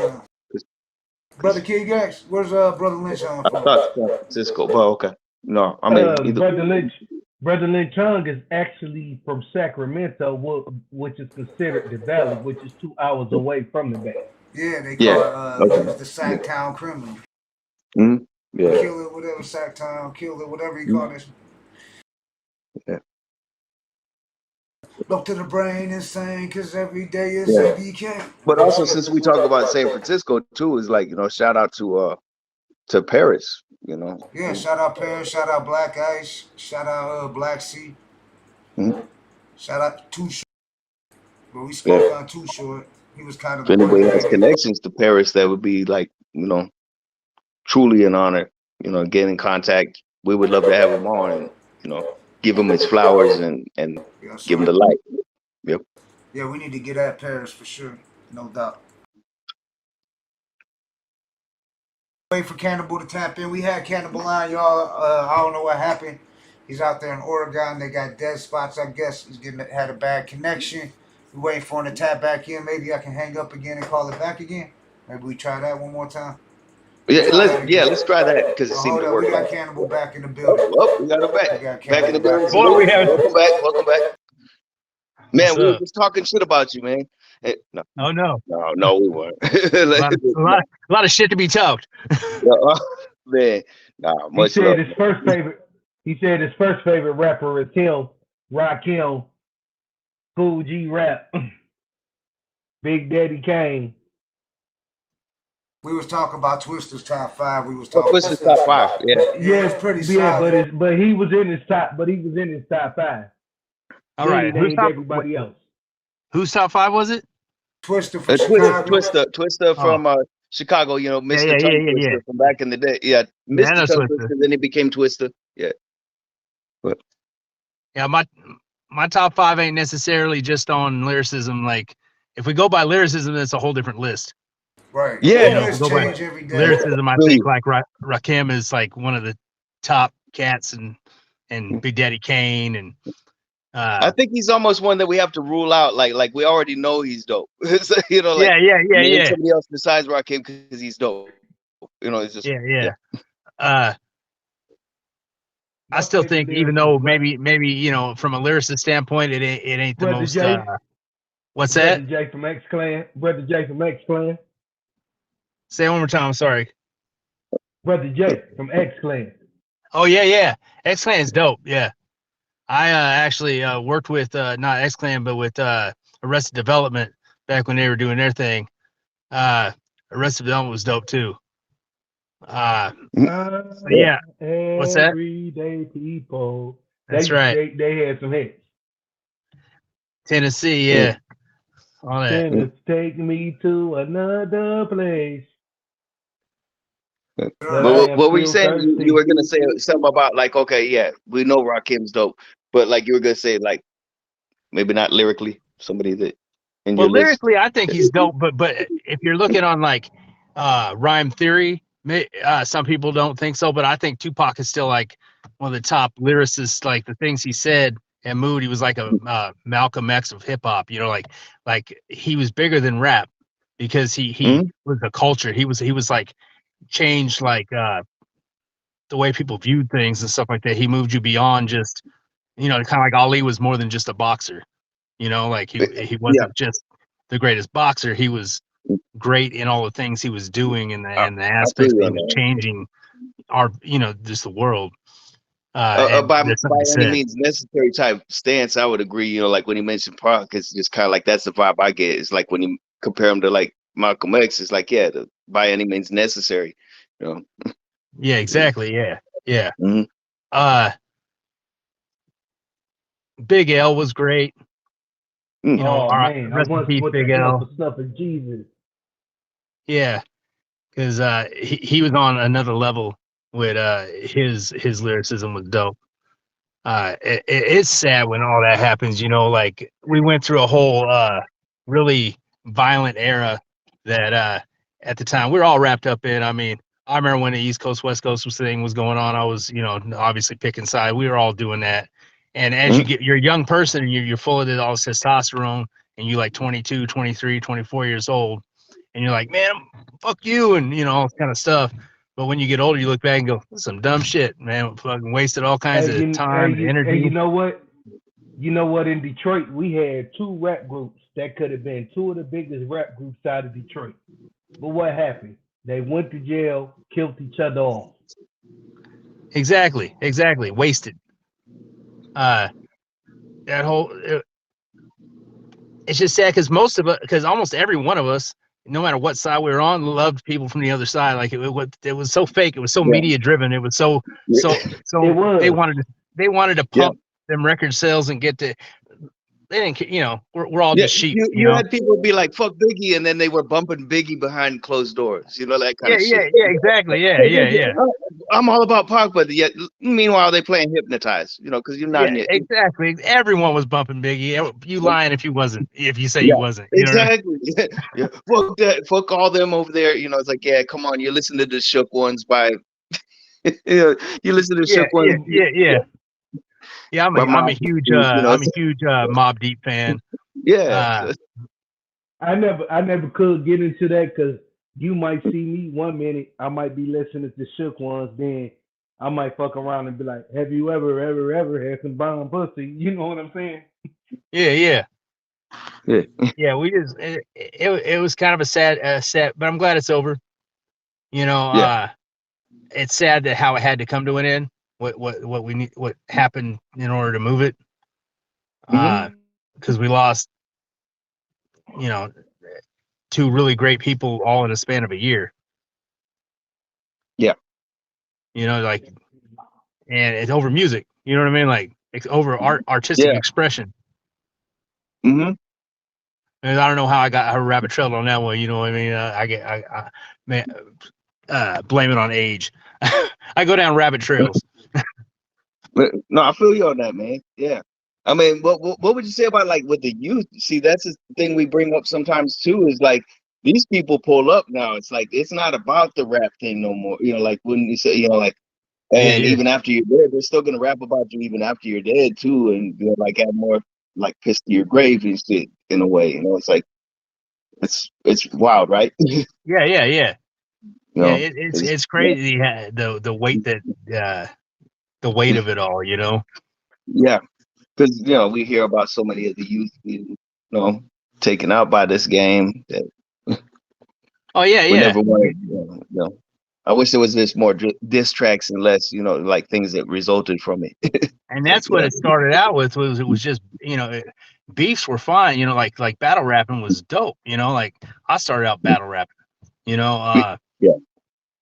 That's what the whole we all know New York to Mecca, and that's what it started out. KRS-One, Busy B, Kool Moe D. I was a massive Kool Moe D fan. It was one of my heroes. He was a great lyricist. I used to love because I loved Cool J and I loved Kool Moe D, so I would like get both their tapes. I'd have all their stuff. That was my favorite. And I loved their beef. I'd be like, yeah, back and forth. See, so that's almost like before there was the East. Hey, you know what? Did y'all know LL was the biggest Kool Moe D fan? I believe it. Oh yeah, I believe it. Yeah, I believe it. LL's all about the lyrics. Are you familiar with Awesome Dre from Detroit? Like yeah, absolutely, yeah. Okay. With that, we finally got to have him on our thing right there. And if you're familiar with the beef, like he got in the middle, he was like, "There's both of them," and I had to ask him. He was mentioning about he ran into Kool Moe D once because I was like, "Did you ever run into him?" And he goes, "Yeah." And he goes, "At first they acted like they were gonna have a beef, but it was just like all laughs at the end, Yeah. Cool. Yeah, I think there's a story where Moe D and Big Daddy Kane were supposed to go at it in a battle. I don't know if that happened. I can't remember the story. I heard about that one. Yeah, it was supposed to come up. Yeah, that would have been something for the ages right there. But and it used to just be like, we made each other better off that. You know what I mean? Like, oh, that fool wrote this. Them bars is tight. Okay, hold on. I can't let that lie. I gotta, I could write something tighter. Hold on. This is gonna be really nice. But it never went to some shooting each other shit. Yeah. Where it got out of hand. Yeah. No, yeah. But these young kids, if they like I was saying in the beginning about listening, You know, if they stopped and listened to the older cats, you know, and like trying to tell them, look, you know, this is where this ends up. We've already lived this. We know the result of, you know, of doing this, because the idea when you in the streets is to get out. When you get this music, you should be going the other direction. You shouldn't. You in the streets hustling, doing all stuff because you ain't got no other way. Like once you start making music, you should be able, and you're getting successful with your music, you should be wanting to climb back. You should be wanting to move up and elevate and pull other people up with you that maybe don't have a shot or don't have a chance. That's what I'm doing right now. I've started a label a little while back, an independent label called Savage Cartel Records, and I got Shatter Gang, my boy Mad Hatter, and Twitch, and just trying to bring these younger cats out of the independent, show them like how to play on like a bigger field, and help get them connected with the people I know, and try to get them in, you know, help the next generation. You know, each one teach one. You know what I'm saying? Like, yeah, right. Like I don't believe in just getting myself out and moving forward. Like there's people behind me that I don't want to leave behind. I want to help, you know, the next guy get his chance. That's what's up, man. Like with our no matter what, it's kind of started like we're all MCs, you know, like I was gonna say with our podcast, it's been the same way. We love hip hop to the fullest, so it's like we still rap, but we're not putting all that, you know, like, oh yeah, check out my thing, you know, through the whole thing.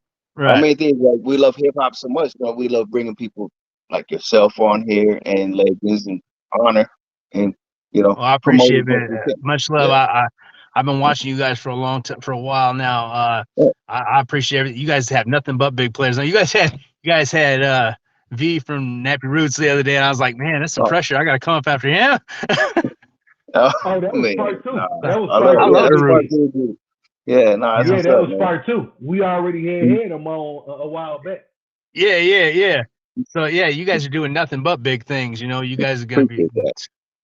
You guys, but we never wanted to drift away from that. We always wanted to bring people like still that were, you know, that still hungry and stuff like that. You know, like want to respect the legends and, you know, the pioneers and stuff. But you know, especially people, you know, still in the underground. You guys got so much good hip hop that's come out of Detroit that people don't even realize. Like, you know, they just all they think of is like Eminem, or you know, they don't think there's a lot more than just Eminem. I mean, I love Eminem, but there's a lot more than Eminem that come out of Detroit. Would you have a top 5 out of Detroit? They can't forget about the godfather of Detroit hip hop. Oh shit! I already know about him. Yeah, no, you can't leave none of them out. You can't leave E-Chime out. Because without him, wouldn't have been no ICP, wouldn't have been no Eminem, wouldn't have been no Twisted. Yeah, they all owe a little something to that, you know what I'm saying? Like, and it's good when you give that love. No Kid Rock either. Wouldn't have been no Kid Rock. Yeah. My first influence was and this ain't Detroit, but I think they're out of New Jersey with Beastie Boys. What Beastie Boys from New Jersey? Boys. No, Manhattan and Brooklyn. Manhattan and Brooklyn. Brooklyn, New York, but still, yeah. No. Yeah, because when I was I remember I was making the music and I was like, you know, into spitting and doing it at parties and stuff. I thought, well, I can never be, you know, like there's no market for me. You know, no one wants to see me up there, you know, spit. At that time, that's how it was. You know, it wasn't like it is now where it's more open and stuff like that. So back then I was like, you know, and I saw Beastie Boys come. I was like, man, I could do it. You know, I could do what they're doing. I could actually write. I love Beastie Boys, but I could write something maybe a little cleaner than what they're doing. You know, a little cleaner. Yeah, like more relatable to what you were from. Because not all of us were like, because they were kind of like frat, you know, like frat a little bit. And, Hey ladies, you know, Hey ladies, well I'm Mike D and I'm back from the dead, chilling at the disco at Cub Ned. Man, you like an encyclopedia of lyrics, man. You don't forget none of them. This guy right here is our historian right here. His brother that's King, dope. Yeah. And half the times I ain't got my kids' names right. I'm like, hey you. Yeah. Number one. But, one of you three, the one that's causing me the most problems. Come here. Yeah. Whatever your name is. Number 4. Number 4, stop beating on number 2. Yeah. It's worse than a UFC fight, you know what I'm saying? Like they're doing something. All of y'all gonna get beat right now. Yeah. Gonna stop right now. Call Shimano will help you find it. Yeah, I don't care who did it. Yeah, just But yeah, Nah, Beastie Boys, yeah. Yeah. I worked with Chubb Rock. Chubb Rock was dope. Oh, Chubb Rock. Oh, hell yeah. Yeah. Treat them right. Go. Yeah. Right. And then, I'll be honest. If this was Battleship, I can't really say a lot. But if this was Battleship, you think a couple of ships on things that I've worked on. So you nailing it on some stuff. I won't say which ones, but you've nailed some things that I was a part of. Yeah. All right. Yeah. Just the two of us. The one. I'm from Brooklyn, so I got a little hustler in my blood. Yeah. With the skirt lightly burnt. The bigger man used to be a trigger man. Yeah, he's still doing stuff. He was I was checking out some of his stuff. He's still doing music. That's who created Trek Stars. Say it again. That production team, Trek Stars. Yeah.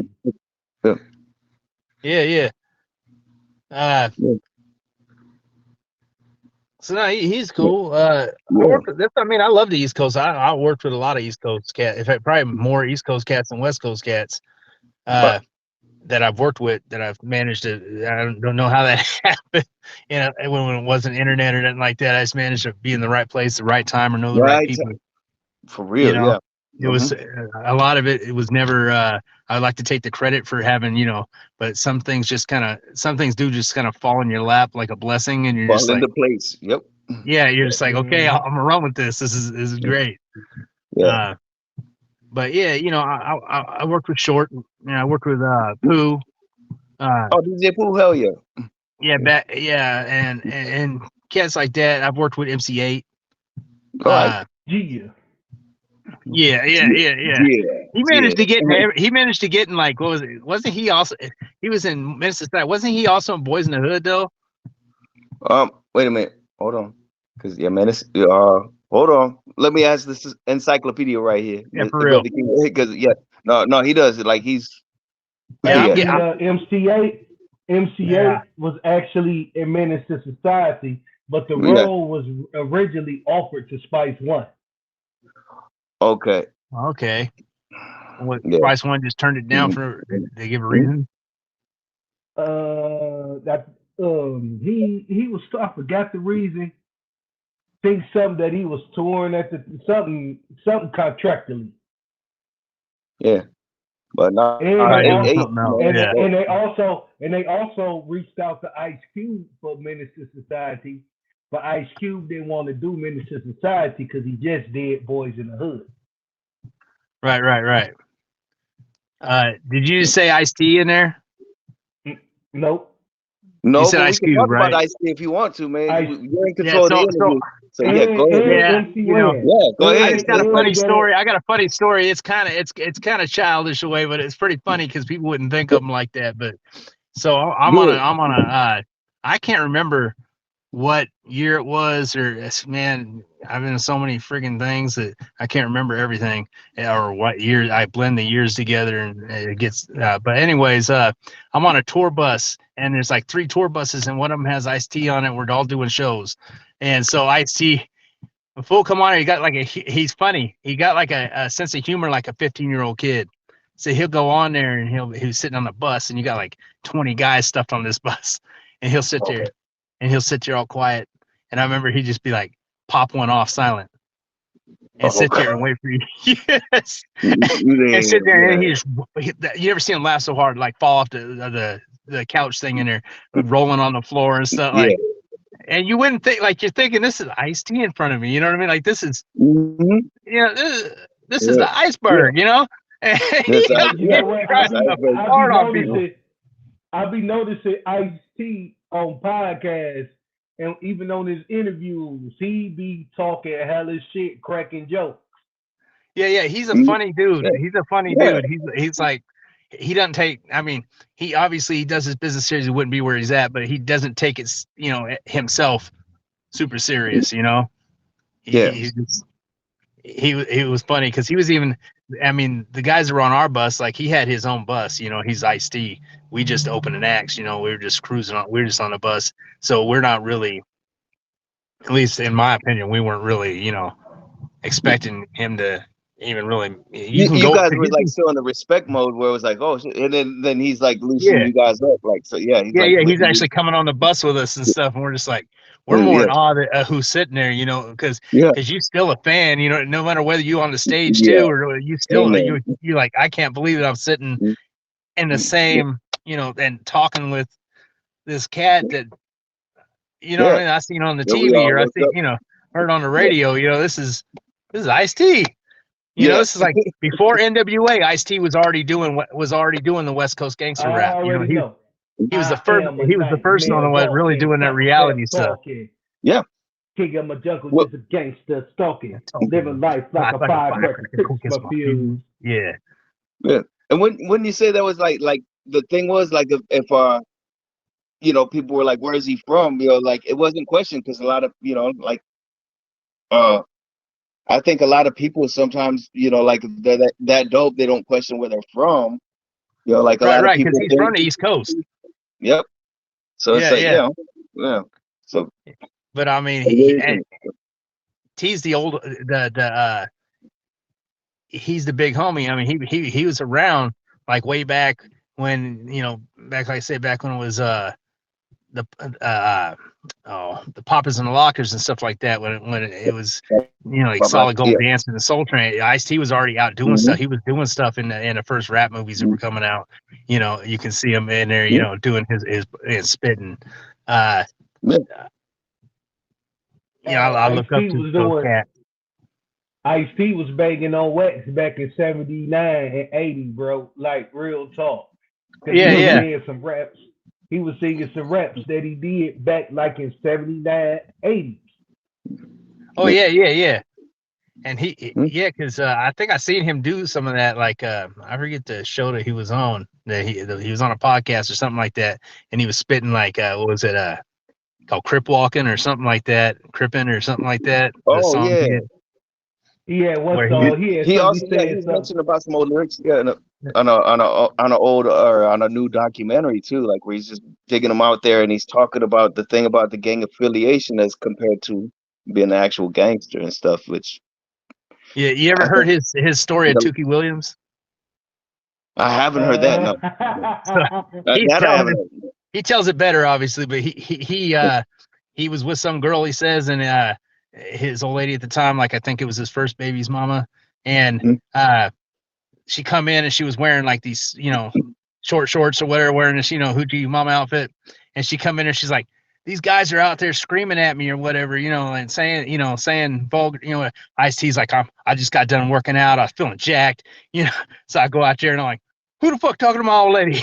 And it's Tookie Williams, and if you know, Tookie Williams is a giant, was a big dude. Like a Suge Knight of the Ice-T said, I saw him and I was like, girl, what you doing going out here dressed like that?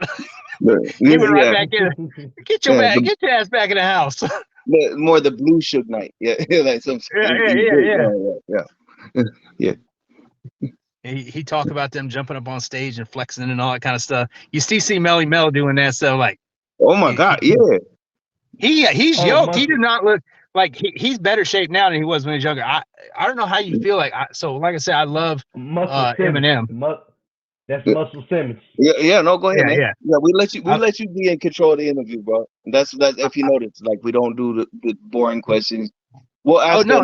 I love chopping up with you guys. But Eminem, I love Eminem, so I say that ahead of time so people don't think I'm dogging Eminem. But I don't think that the way Melly Mel got done after he tried to come back with the diss rap, I don't think that people should be speaking of him like that, because the fact is, as far as the things he did in the history of this genre, he's still. I mean, he's Melly Mel. You know what I'm saying? Like, he just let it go. Would like, I think a lot of people are putting up Eminem an apology. Like, come on, he didn't owe Eminem an apology. Oh no, I agree with that.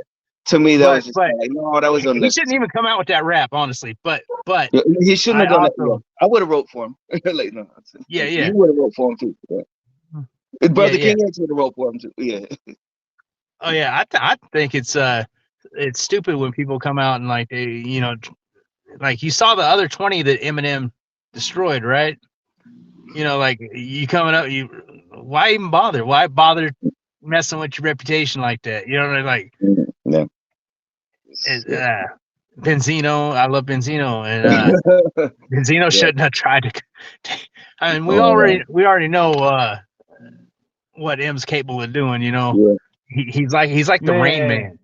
He's like man, the Rain Man. That's Jay Gutta's best friend. If he's still listening, Jay Gutta's best friend. I see. No, there's a history Benzino right be there. out here. Benzino be in Detroit all the time, bro. Yeah. Like I said, I love Benzino. I just didn't think maybe messing with Eminem was the best choice. No. I mean, yeah, I wish Jay Gutta was here right now. Like I don't know if he's like tuned out right now, but he's got a little bit of a history with Benzino. Yeah. With Benzino's huge, online stuff. Yeah. But it's just like I talk about like Kumo D and LL Cool J. You know what I'm saying? Like I love them both, but love the beef. You know what I'm saying? Yeah. So like I listen to Eminem all the time. I think so. Like there's I think sometimes though, I don't know if I put Eminem above some of the older cats though. There are some people I think are better than him. Yeah. And I think that's sacrilegious to say now. Like if you say it, everyone going, you get like 10,000 people wanting to come. You got to be careful. You got to be careful what you say, Yeah. But because like I know from dealing mainly like being a lyricist is the first thing I do before spitting is the second is a second. That's thing. what I was gonna go back to is like talking about like with you as a lyricist. Yeah. So I know that like I can write. I know exactly what Eminem's doing. I know his slant rhymes. I know feminine rhymes. I know all this. I know rhyme theory. I understand. I do the same thing he does. Like where I got like tablets over the house. I got like little pieces of, where I'm structuring syllables and changing them and twisting them. And I know how it's done. Like I could do it. You know what I'm saying? I could do the same thing. I ain't that style. The style I do isn't that. Like I never change. Like when music, like music and stuff, like even fashion, when fashion changed, I still wear the big fat baggy pants. I still wear 5X shirts. I'm still, I order online to get my cross colors, all that kind of stuff. I'm old school. You know what I'm saying? I don't follow trends. I set trends.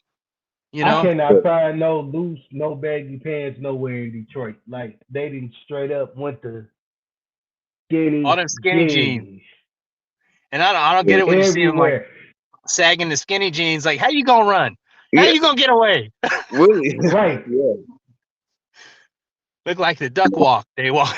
Yeah. Right. Yeah.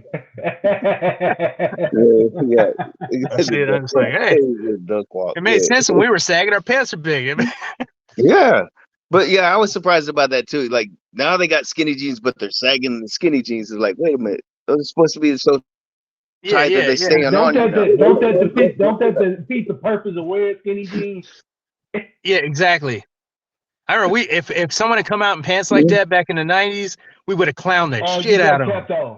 Yeah, it would have been bad. I mean, do you remember like having a pair of pants like that like because like if you're broke, your parents can't always buy you pants all the time, but you had the high water ones that'd be like, you waiting for a flood and shit, like. All the kids would join in on that too. I had kids joining in on that. Yeah, it was always like, yeah. But yeah, so, but now it's almost like that style. That could be the style now. That could be the style now. You wear high water pants, like that's gonna be the next. What they clowned us on back in the 90s is coming back. I think a lot of the style and the music people are starting to come back around to that. You see a lot of older artists hitting with new music now, coming out with new albums. I think everything comes in a cycle. Kind of like when Bad Boy was doing stuff. When Bad Boy was doing stuff, they were basically, it was the 80s coming back. The 80s kind of I sound. agree. The samples he was A using. lot of their beats and stuff. It was a lot of like '80s samples and stuff like that they was using and doing, and it brought that back. People were starting to wear to get back into the Pumas and all that kind of stuff and do stuff like that. And it's the same thing to come back to the '90s now. I think it's just coming back around in a big circle. Yeah. Like, is there anybody like okay in the rap camp, like, to go to that that you fuck with, like, just regardless of region, like, just that you fuck with off the bat? Yeah, Nelly like, Choppa. Yeah. Well, Nelly Choppa. okay. Yeah. Okay. Gotcha. His what is it, Graping It or whatever it is, where he in the video he dresses up like Pac in every scene, like a different video from Pac's in every scene. And I've seen some interviews with him, and he seems like a young cat with an old soul, Yeah, like genuinely honoring it. Rather, he's not parodying it. It's No. like Like, he feels that he actually goes as far as to feel like he's reincarnated. He's Pac reincarnated. Yeah, I think that's going a little bit, but cool. As long as he has love for that. Respectfully, yeah. But Nelly Choppa, and it's not a knock to the new rap. I mean, they do their thing. You let the youngsters do their thing. It's not my thing. I don't get. I don't understand it all the way.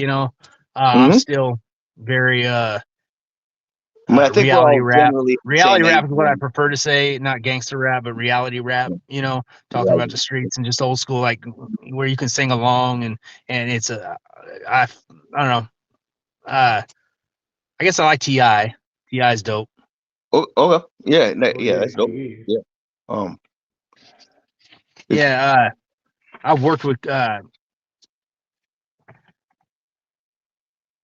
quite a few of like the Dungeon Family and stuff like that.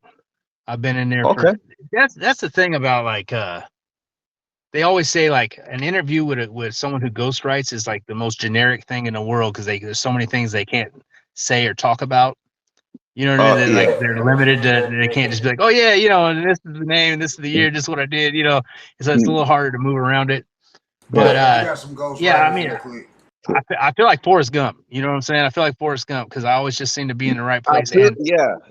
All the things were happening around me, and it was a beautiful time because I'm 2 months younger than Biggie.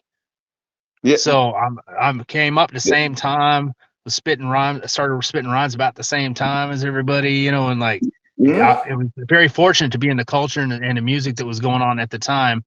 That it very much influenced who I am, not only as a musician but as a person.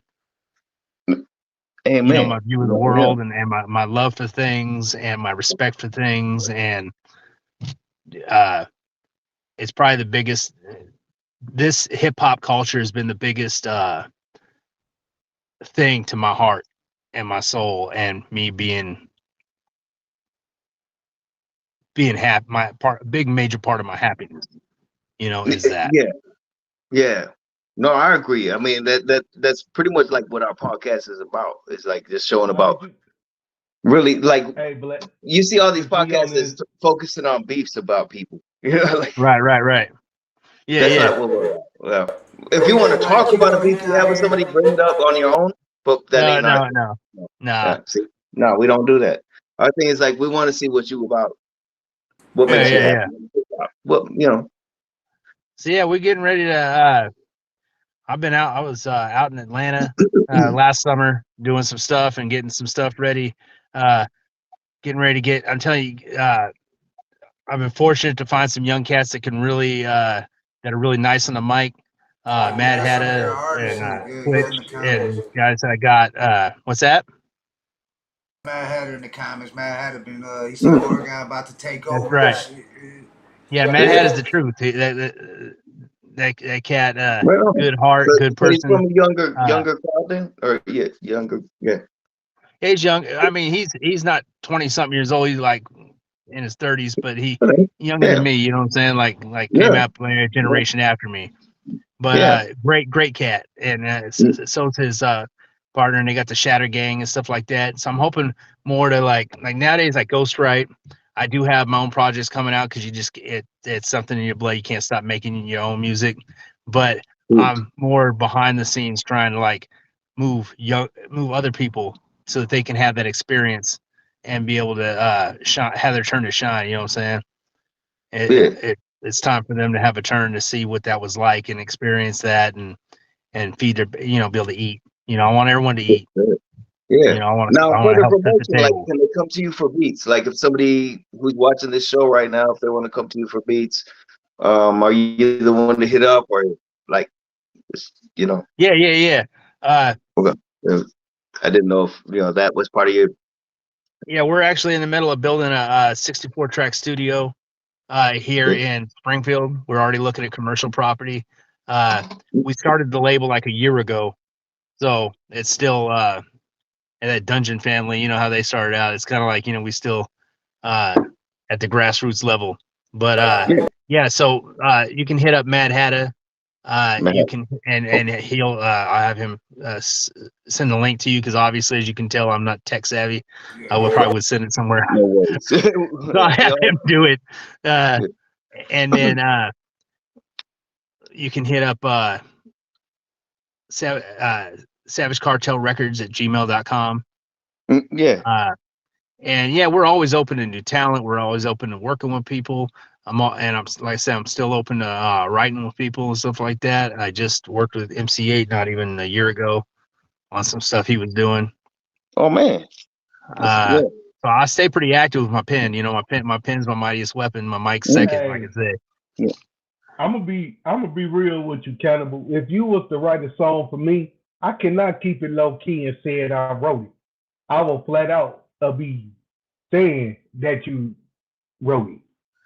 So we got to hook up. We'll do that. We'll hook that up, man.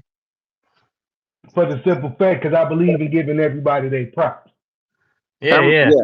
Wow. I was, like I said, I was just so hungry back in the day. I was just grabbing bags, and so there's a handful of things that people are making big money on, and the thing is, you get there's some big names that took credit for some of the stuff that I did, but that's the business. That's what I got paid. I signed my contract. It's on me. You know what I mean? That's how it is. I already know. I already know how the ghostwriting game goes. I already know.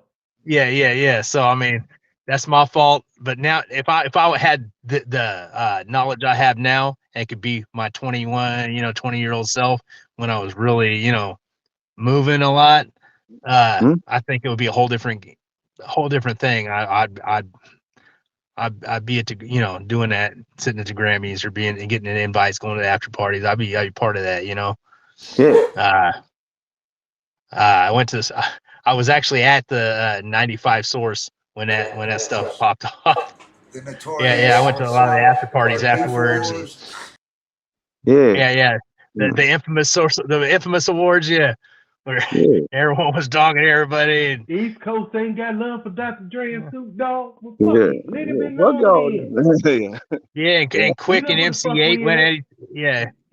It was yeah, we split out. We went to the parties quick. We were like, we're not even gonna hang out. The group we had like maybe 8 of us. And Death Row had like an army, and so did everybody. We were out there. We were like, we're not love y'all, but we're gonna go to the party over here where it's all good vibes, y'all. Got your shit. We ain't trying to do all that right now. Yeah. I don't care how tough you are. You got 8 people against 100. You getting served. So yeah. It's kind of like, let's go over here where it's good. Yeah.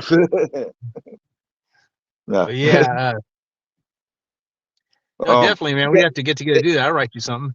Yeah, no, that's what's up, man. It's good having you on, because I was gonna say, like, do you have any shows you want to promote on the show that to look forward to? Yeah, I got. So we're gonna have something here. We're not sure that it's a working title, so we don't quite know exactly what we're gonna call it. But Spitting Game is one. We got to make sure that's not being used by somebody else. It's hard nowadays. Everyone's got the same name. But it's gonna be basically like a. You ever seen Math Office show? Oh yeah. Just kind of like that. Drinking, smoking, chopping it up. We're basically a podcast like y'all are doing, Oh, okay. Yeah. Okay. It's new for us. It's a new genre for us. Like, we've made music videos and things like that, and done stuff like that. My boy Matt Hatta's got videos out from before he was even with the label. But yeah, man, it's just sharing the love, man. Like I say, Sacramento was where I did my biggest, the Bay Area, California, and everything was where the biggest things happened. But Oregon was where I was the first to bring it, like where I was able to plant seeds and help, instill something in the area, you know what I mean, that wasn't maybe there at the time, and hopefully helped make a contribution to what's going on in the Northwest, Right, because it ain't even many rappers really important. Yeah. I mean, they got their own like local scene and stuff like that, but yeah, there's not a lot of big people who did big stuff. Yeah, I already know. Yeah, I know about Portland scenes back when I was doing horrorcore, because Portland was like one of my markets. Oh, right. Yeah. So I knew. Yeah. Like actually, like that being said, do you have a like a typical name you would call your style? Is what I was gonna say. Not to interrupt. I call it reality rap, but I mean everyone calls it gangster rap. I mean it's the same thing that we've been doing in the 90s. I just don't, like I say, with my clothing and everything, I don't change nothing. I don't it'll eventually come back around to what I'm doing. That's actually what Ice Cube and them was calling it, reality rap. They all call it reality rap. Yeah. They want to throw gangsta on it, but not everybody's a gangsta who's spitting it. You know what I mean? Like, did that. And to me, so like, being a gangster and being a gangbanger are two different things. Gangster is like a mentality. Like, you don't have to be in a gang to be a gangster. You know what I'm saying? Like, there are people that are gangsters and they ain't got no gang around them. You know what I mean? They just got that hood in them. They ain't messing around. Just like, word on the streets. The biggest gangsters is in the White House. Yeah. That's it's like you ain't got to be a pimp to be a pimp. You know what I'm saying? Like this double entendre. You know what I'm saying? Like I'm more of I was always coming up. I was more of a hustler. You know what I'm saying? Like I more could pull $50 out of 15 cents and work my hustle and get people are always like, how'd you do that? You didn't have how'd you make that into that? Like I could do that. Yeah. But I was never no kind of gangbanger and nothing like that. I had friends, obviously, because I lived. That's why I brought up the thing about Ice-T too. Like where he brings up affiliation. I wasn't no gangster. Like. And I never tried to claim that I was. You know what I mean? Like like back when it was popular for everybody to say, "Oh yeah." I used to think it's funny when people would say, "I'm from." Everyone, like once NWA came out, everyone was from Compton, and I was like, "Compton's a little tiny place. How could all you people be from Compton?" Right. Shut up. You heard a record, and now you from Compton. He was from LA, and he came out with Straight Outta Compton. That was like the first bar on the album. Straight Outta Compton was Cube and shit. So, yeah. And all of a sudden there was like 1 million people all from. I was like, all of a sudden it became like bigger than LA itself. I'm like, y'all ain't from. Shut up. Shout out to DLC too. That's well. I was gonna say, Gutta can tell you, Brother King X right here can tell you. There's a lot of people who claim Detroit to this day. But they're the outskirts though. Yeah, they're just trying to jump on the wagon. Yeah. Yeah, I mean, goes on every week. Yeah, I mean, when I was raised in it's like in Del Paso Heights, and remember the demographic. I don't know I think they gentrified some of the stuff now, but when I lived in Del Paso Heights, like it was like Oakland back in the 80s. It was all the entire demographic I was probably the only pasty white ghost looking motherfucker in the area. You know what I mean? Like I was a standout. You know what I'm saying? So everything I came up in with was this. You know what I'm saying? Like I didn't know anything else. I didn't know that kind of stuff. Broderick, I moved there, and that was all Mexican gangsters. You know what I'm saying? Like that's what I grew up in. So I grew up on real, not Taco Bell, but real Mexican food. I grew up on real. Like that was my friends. That was I didn't know the other stuff until my dad would take us to Oregon, and I'd say, "Oh, look, there's someone else look like I do." You know what I mean? Like, you know what I'm saying? Like, so the culture is all I've ever known. You know what I'm saying? Like that is my home. I moved here. I plan on moving back to California on a permanent basis here this next summer. I'm going back to SAC with my kids. But because I miss Cali. I mean, Yeah. I love Oregon and I love the 541, and I always come here and mess around. But California is definitely no matter what happens, or whatever they got going on, everyone's complaining about. The fact is, I would still rather be, just like in Detroit. You'd rather be in Detroit than anywhere. You know what I'm saying? Like you wouldn't want to. If you left Detroit, you would get homesick. You know what I'm saying? Right. You'd want to go back. Because we were discussing that about shout out to Jimmy Iovine, shout out to Shade 45, but we were saying we got to stay in Detroit. If we did work with Shade 45, because they're in New York City, we would have to work something out where they'd have to have a station out in Detroit too and shit. Because I mean, we want to represent Detroit, but we're showing hip hop from all over the world. That's like. Hey, but you know what though, New York is. You know what, being in New York is like being in the D in a way. Yeah, no doubt. So you think the internet helps? It's like being in Southwest Detroit. Put it like that. Being in New York is like being in Southwest Detroit. Right. Yeah. It's a melting pot for real. Yeah, like one of my really good friends, and sadly he passed away, was Guru from Gangstar. Guru. And Guru was actually a personal friend of mine. Just to get a rep. Man, that was my man. I love Guru music. And that affected me pretty deep. But yeah, like I said, my love for where the whole East Coast is deeper than just saying it. Like it. I have a lot of like personal connection to a lot of people that were on either that I owe things to. Like Guru acted like a big brother to me in a lot of ways. Like took time out to teach me things, like even in writing, like showed me how I could change it and stuff like that, and would sit with me. I remember sitting like he'd sit all night sometimes till the newspaper was being delivered the next day. Like we'd be just freestyling and coming up with lines, and I'd have a pen and paper, and me and him would be like, okay, and just work, my mechanics and everything. Like he's the one that taught me how to spit on time, because that's something when you're first starting out, you learn it. And much love, rest in peace, Guru. But no, I feel that, man. Yeah, like Guru was a great lyricist. In that I was gonna say, like, are you familiar with UTFO from back in the? Oh yeah, of course, yeah. Come on. Educated Rapper was like rest his soul too. Like he was like kind of like that mentor. Like that's where I felt I related. Like we were friends. And you go with me. I need Cole want to be. She wants to be with me. And I hold this for sure. I could tell as soon as she walks through the door. Yeah, but rest his soul. That remind me. It's like that's good when you can like link a partnership like that. Just And I'm trying. Y'all familiar with Cool C? Cool C. Oh yeah. I'm trying to get a petition going to get him. Yes. What's that? She's my favorite girl, and she came to I'm trying to get a petition to free him. The glamorous life. First of I'm trying to get him out of there. Yes. Yeah, for real. Because he's been in there way too long for something that was just a young mistake. I mean, it's sad that it happened.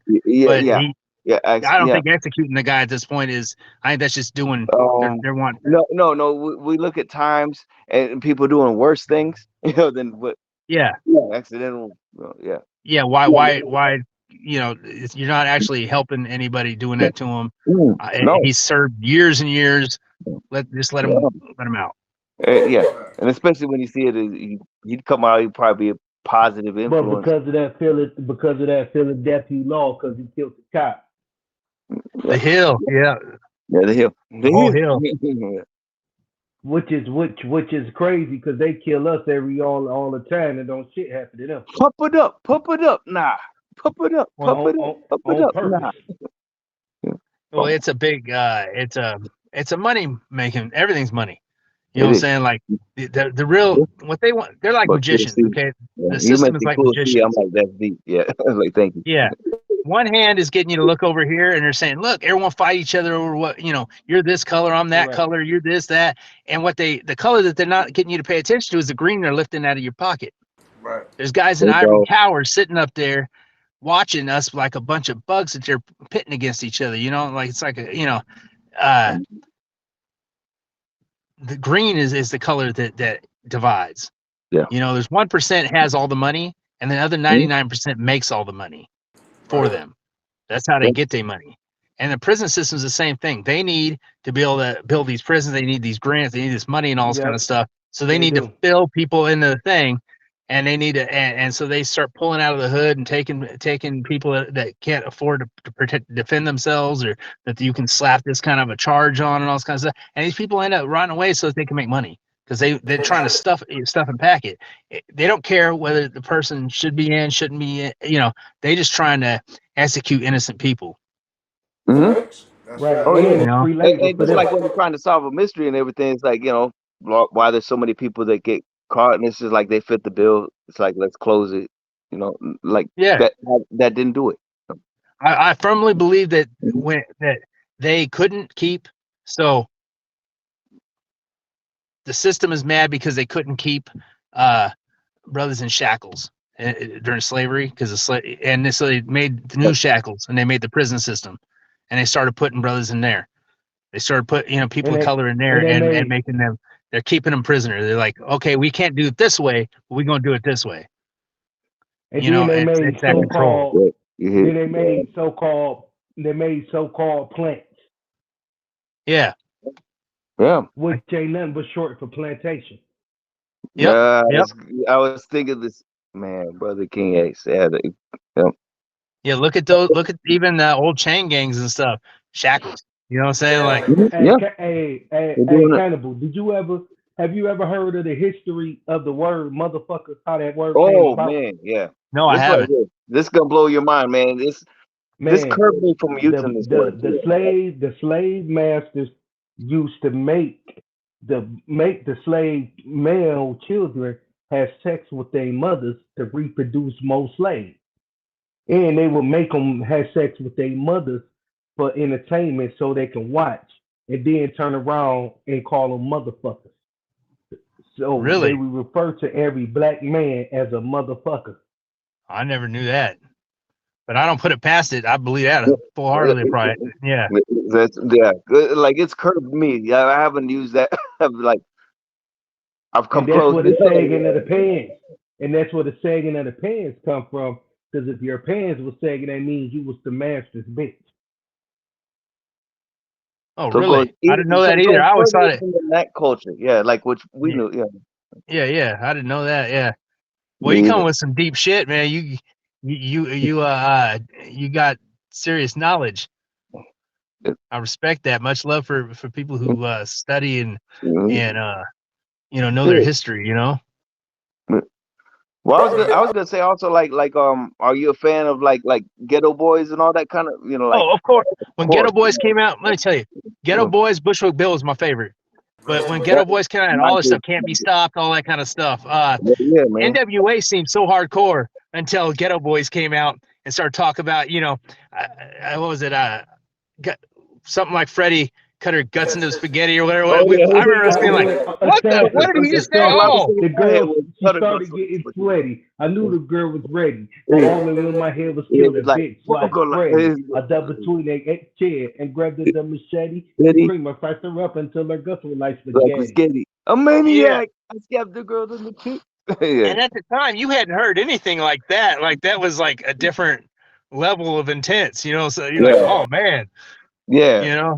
So you got to be familiar with Gangsta Nip too, then, right? Oh yeah.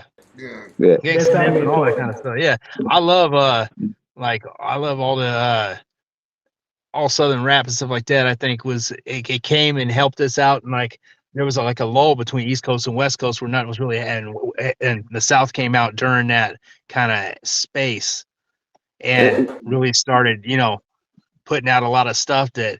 Yeah, I love that whole style. I like UGK. Just all of them. Andre, all those cats, Potcast, Yeah, that's different level stuff. It's pretty dope, especially if you hear I like Master P and Master P you should. There's a thing I can't remember the name of the documentary where it talks about like how a lot of these labels started, like the Master No Limit Records and Dungeon Family and all that kind of stuff, and how they start out in like bathrooms and like Hip-Hop some of their Evolution. there you go. And their first big hits that were like big hits, they were recording in a bathroom or recording in like a crawl space, and like you could barely breathe, and like you get claustrophobic up in that puppy, you know. Hey, you know what? You know, they recorded remember C Murder song "Pull a Kick" though. Wait, say it one more time. Remember C Murder song "Pull a Kick" though. Yeah. They recorded that in Pimp C bathroom. Yeah, exactly. And this is not South, but y'all are aware of X-Rated, right? Oh yeah. Oh yeah. Yeah, that's my homie from SAC. I remember when I was. I remember I wasn't too far away when that went down. When that whole scene went down, and he had to go away or whatever. But he did a bunch of albums from over the phone, from the pen. Yep, He was like, doing albums for a while. Different stuff, like it started a lot of people to be doing that. He was like, and I like that raw sound where it's not super like where it's a little like sounds like they're in the next room, right? You know what I'm saying? Like it's like a raw sound where it's not super mixed, not super filtered, and it's just kind of got that. It's more authentic. There's a lot of like it's got a good sound to it when he did it over the phone. Yeah, no, I agree. Yeah. No, I know what you're talking about. Yeah, because I was like, back then, Yeah, but you a historian, man. I really love that stuff. I could watch the history dirt for hours. I pay attention to all that kind of stuff. If you watch some of the stuff that I write about, I'm always talking about like just the taking down the system and stuff like that, and taking down the bureaucracy that's holding everybody down. If the 99% raised up against the 1%, or just stopped working for the 1%. You'd end them. Their money flow would be gone because they ain't gonna go to work. Right. They need you to go to work so they can get rich. Yeah. We can crumble the whole system. Economically. Yeah, we need to abolish the whole thing. It's we can't get anybody that we can vote anymore that's not a crook or some poison pen. Because they profit on because the politicians, they profit off of the bad. They profit off our division. Oh yeah, because that's what do they go to every time they run in a campaign? They go into demographics and trying to play colors off each other and trying to play, well, if you this way, you have to vote this way, and motherfucker, I ain't got to vote shit. I personally ain't voting in the last. I ain't gonna be voting on the next one until you got someone worth the fuck to vote for. The only time I voted was like a challenge between somebody personally I dealt with, and I said, okay, I'll vote this time just to like to prove a point, because if you don't vote, you don't have no say. But I knew it didn't matter. It was like I just did it just to prove a point. So what I did. It's quicker. People realize that presidents are selected and not elected. Selected, not elected. Yeah. I mean, I'm they sure selected, not elected. Oh yeah. Because I was watching the old Skulls and Bones video back in the 90s, and it was Barack Obama, George Bush, and Bill Clinton, and they said Barack Obama was going to be the president the year that he became president. Yeah, they already got that set up. They already say, okay, you're going to be the one we're going to put in. They placate us by telling us that our vote means anything. Yeah. By telling us we have some kind of say in anything. It's a taste test. Do you like Coke or Pepsi? Yeah, they still going to make what they're going to make. Like more. Yeah. And what the popular vote doesn't even count, right? It goes by electoral vote. Because like when people get mad, that's the thing. It's like, no, don't get mad. It's like, but just know that our vote is just really a taste test. Shit reminds me too much like the Bloods and Crips. You know what I'm saying? Gangbanging shit, but in a different level. Politics, you got the blue against the red. You got the fucking donkey and the elephant, whatever the fuck you is. I mean, it's ball. It's all right. One color red, one color blue. Right. It's too much. Yeah, well, that all started out just little groups trying to protect their neighborhoods. You know what I'm saying? Like it wasn't even. I know. Then it became like this big, almost Right. Then it grew into what it is. The Bloods was actually the security for the Crips. Well, I didn't know that. Yep. Really? They was together. Yep. The Bloods was actually the security for the Crips. Crips and Bloods is actually acronyms, and it's some type of community organization. Right. You should write a book, man. You got enough to fill one, homie. I'd buy it too. I'd read that thing cover to cover. Yeah. No doubt. Should publish something like that. Is there anything, anybody else you want to shout out? Anything? I mean, it's definitely an honor having you on here. We're glad we had you on here. I appreciate you guys. Yeah, and if there's anything you want to put out there too. Yeah. What's that? If there's anything you want to promote out there that you got going on. Oh yeah. So my group's the Trigger Click. Yeah, I want to promote the Shadow Gang. The Shadow Gang are coming at you. Like I said, my boy and Twitch are like other level. And just Savage Cartel Records. Anyone in the Northwest 501 here, or anywhere else want to come give us a holler or something like that. We open to signing people and seeing what you got. We're gonna be having openings. We're gonna have tryouts and demos here at over off of Willamette. We don't have a date yet for that, but I will post it. And just man, appreciate being here. Appreciate having you. I love having this relationship now. It'd be great to maybe chop it up with you guys again at some point. I appreciate it. Yeah, most definitely. And I have much respect for following you guys. Argo, you guys got some of my favorite people are your guests on here. Like, I'm always like, wow, really? You know, so I mean, you guys had Brother Marquise on there. Like, I was like, man, that's from back in the day. I used to love Two Live Crew. Yeah, that's the he actually came out here to Man, Detroit. Blatonio came up here to Detroit and performed at a show out here. Yeah, I got to perform at that show. Yeah, I came out there. Nice. Yeah. And if you're familiar with Dice, so it's me and Dice performed together. I knew brother Marquis since I was like 15, 16, working on Two Live Crew street things. Oh, right. Yeah. Yeah, if it weren't for them, we wouldn't be able to do a lot of stuff that we do, because when Luke took on the establishment over and they're trying to ban him, if they had that ban gone through, we wouldn't be making a lot of stuff, had they not fought that, because they were all there's always what's that? The big groups they was after back then about that. They was fucking with Luke and Two Live Crew. Ghetto Boys was on that list. Ice-T and NWA. Yeah. Them was the main ones they was trying to ban. Yeah, which I can't remember the lady's name, but who was trying to come after Dolores Tucker. Thank you. Tyrant. Yeah. Lady wouldn't stop. Fuck too. Yeah, like fuck my dude. It's the people that forge the path for the rest of us. You know what I'm saying? No, and then it's our job though. It's our job though to continue to make a path for the people behind us. Not just not just take and give back. Mad Hatter put a track actually in their Shatter Gang, Blood Falls Like Rain. So after we get done with the interview, I'm gonna play that before the show ends. So everybody that's tuned in, make sure you stay tuned for that too. Nice. Yeah, I would have done that, but obviously you can tell I wouldn't have been able to. So. No, we had a good time chilling with you though, man. Hope you had a good time talking with us, man. The best, man.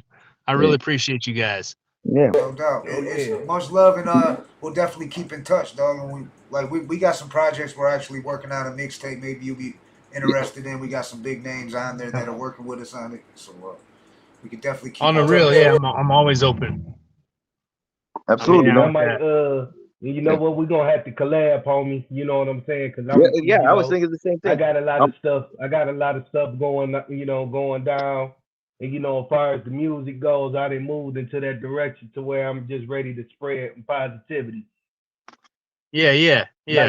Like Jay Gutty and Blatonio Todd would tell you, all my music is fire, no drugs, no cussing, no violence.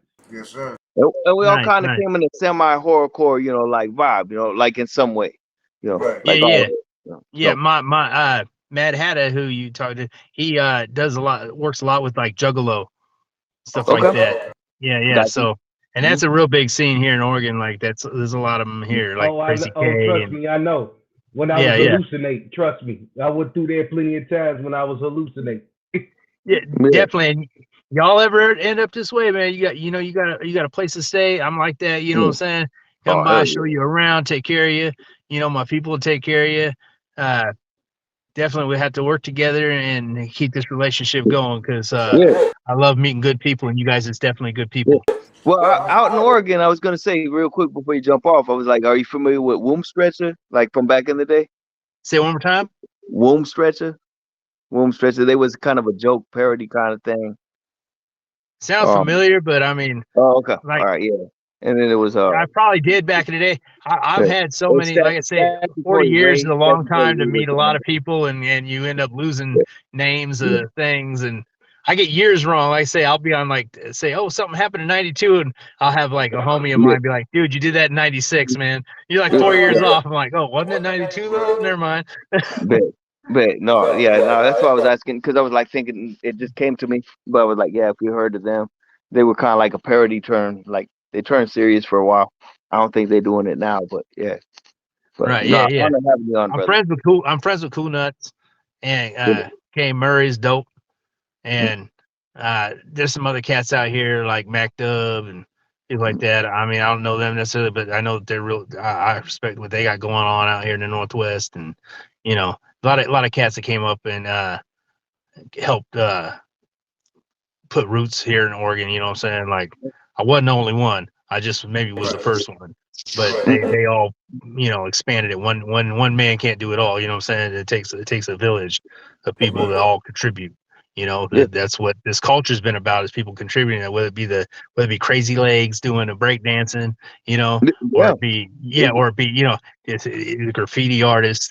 Hip hop is not just the music. You know what I'm saying? Hip hop is all those things, you know, all those people that contributed. It's like I like to say it's like a giant painting, you know, like we may not there may be artists that made the bigger strokes on the painting, but all of us contributed a stroke. All of us put our little brushwork into that, you know, that painting, you know, and that's what's beautiful about hip hop, is there's so much goes in. It's not just singular, you know?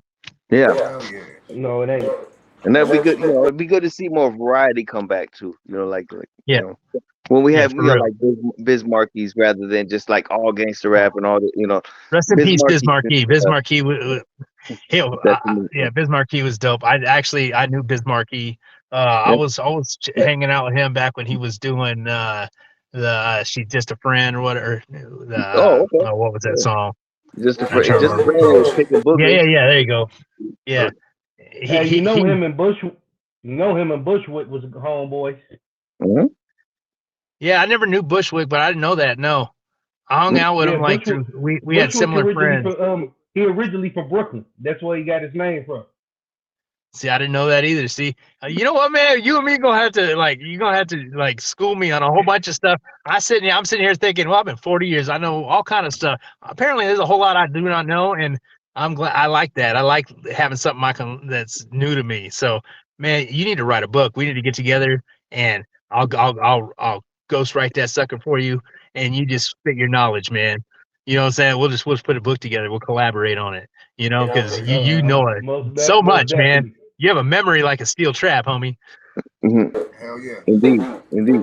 Yeah. Well, much love. Respect. Cannibal in the building, y'all. All right. Oh, any shout out to one of them. Detroit, all the way to the world, hip hop, baby. All right. Shout out to my boy Debo, Demian Thompson out there at Bro Tattoo. Shout out to Matt Hatter. Shout out to Twitch. Shout out to my boy Michael Samuels, who's doing his thing. And just shout out to the whole 541-916 East Coast, West Coast. All you players are still doing it. All you players that made the way for the rest of us. You know, much love to all of you. And shout out to y'all, you know. Salute right back. No, we appreciate having you on, homie. We want to have you back. So. Thank you. Appreciate 220.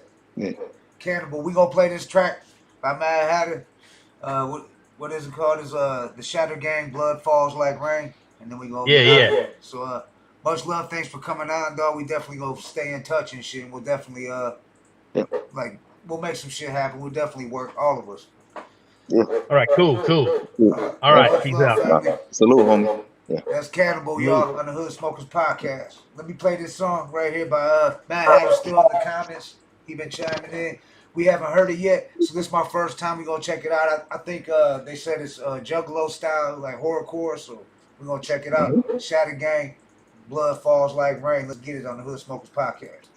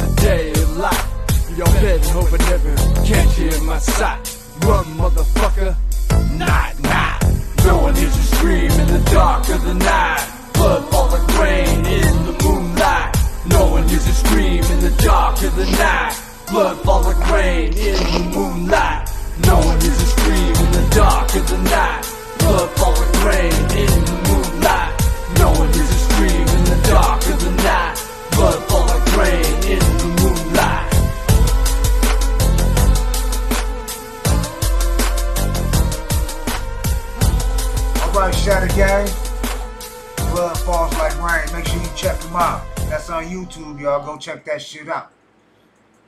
Salute. What up, though?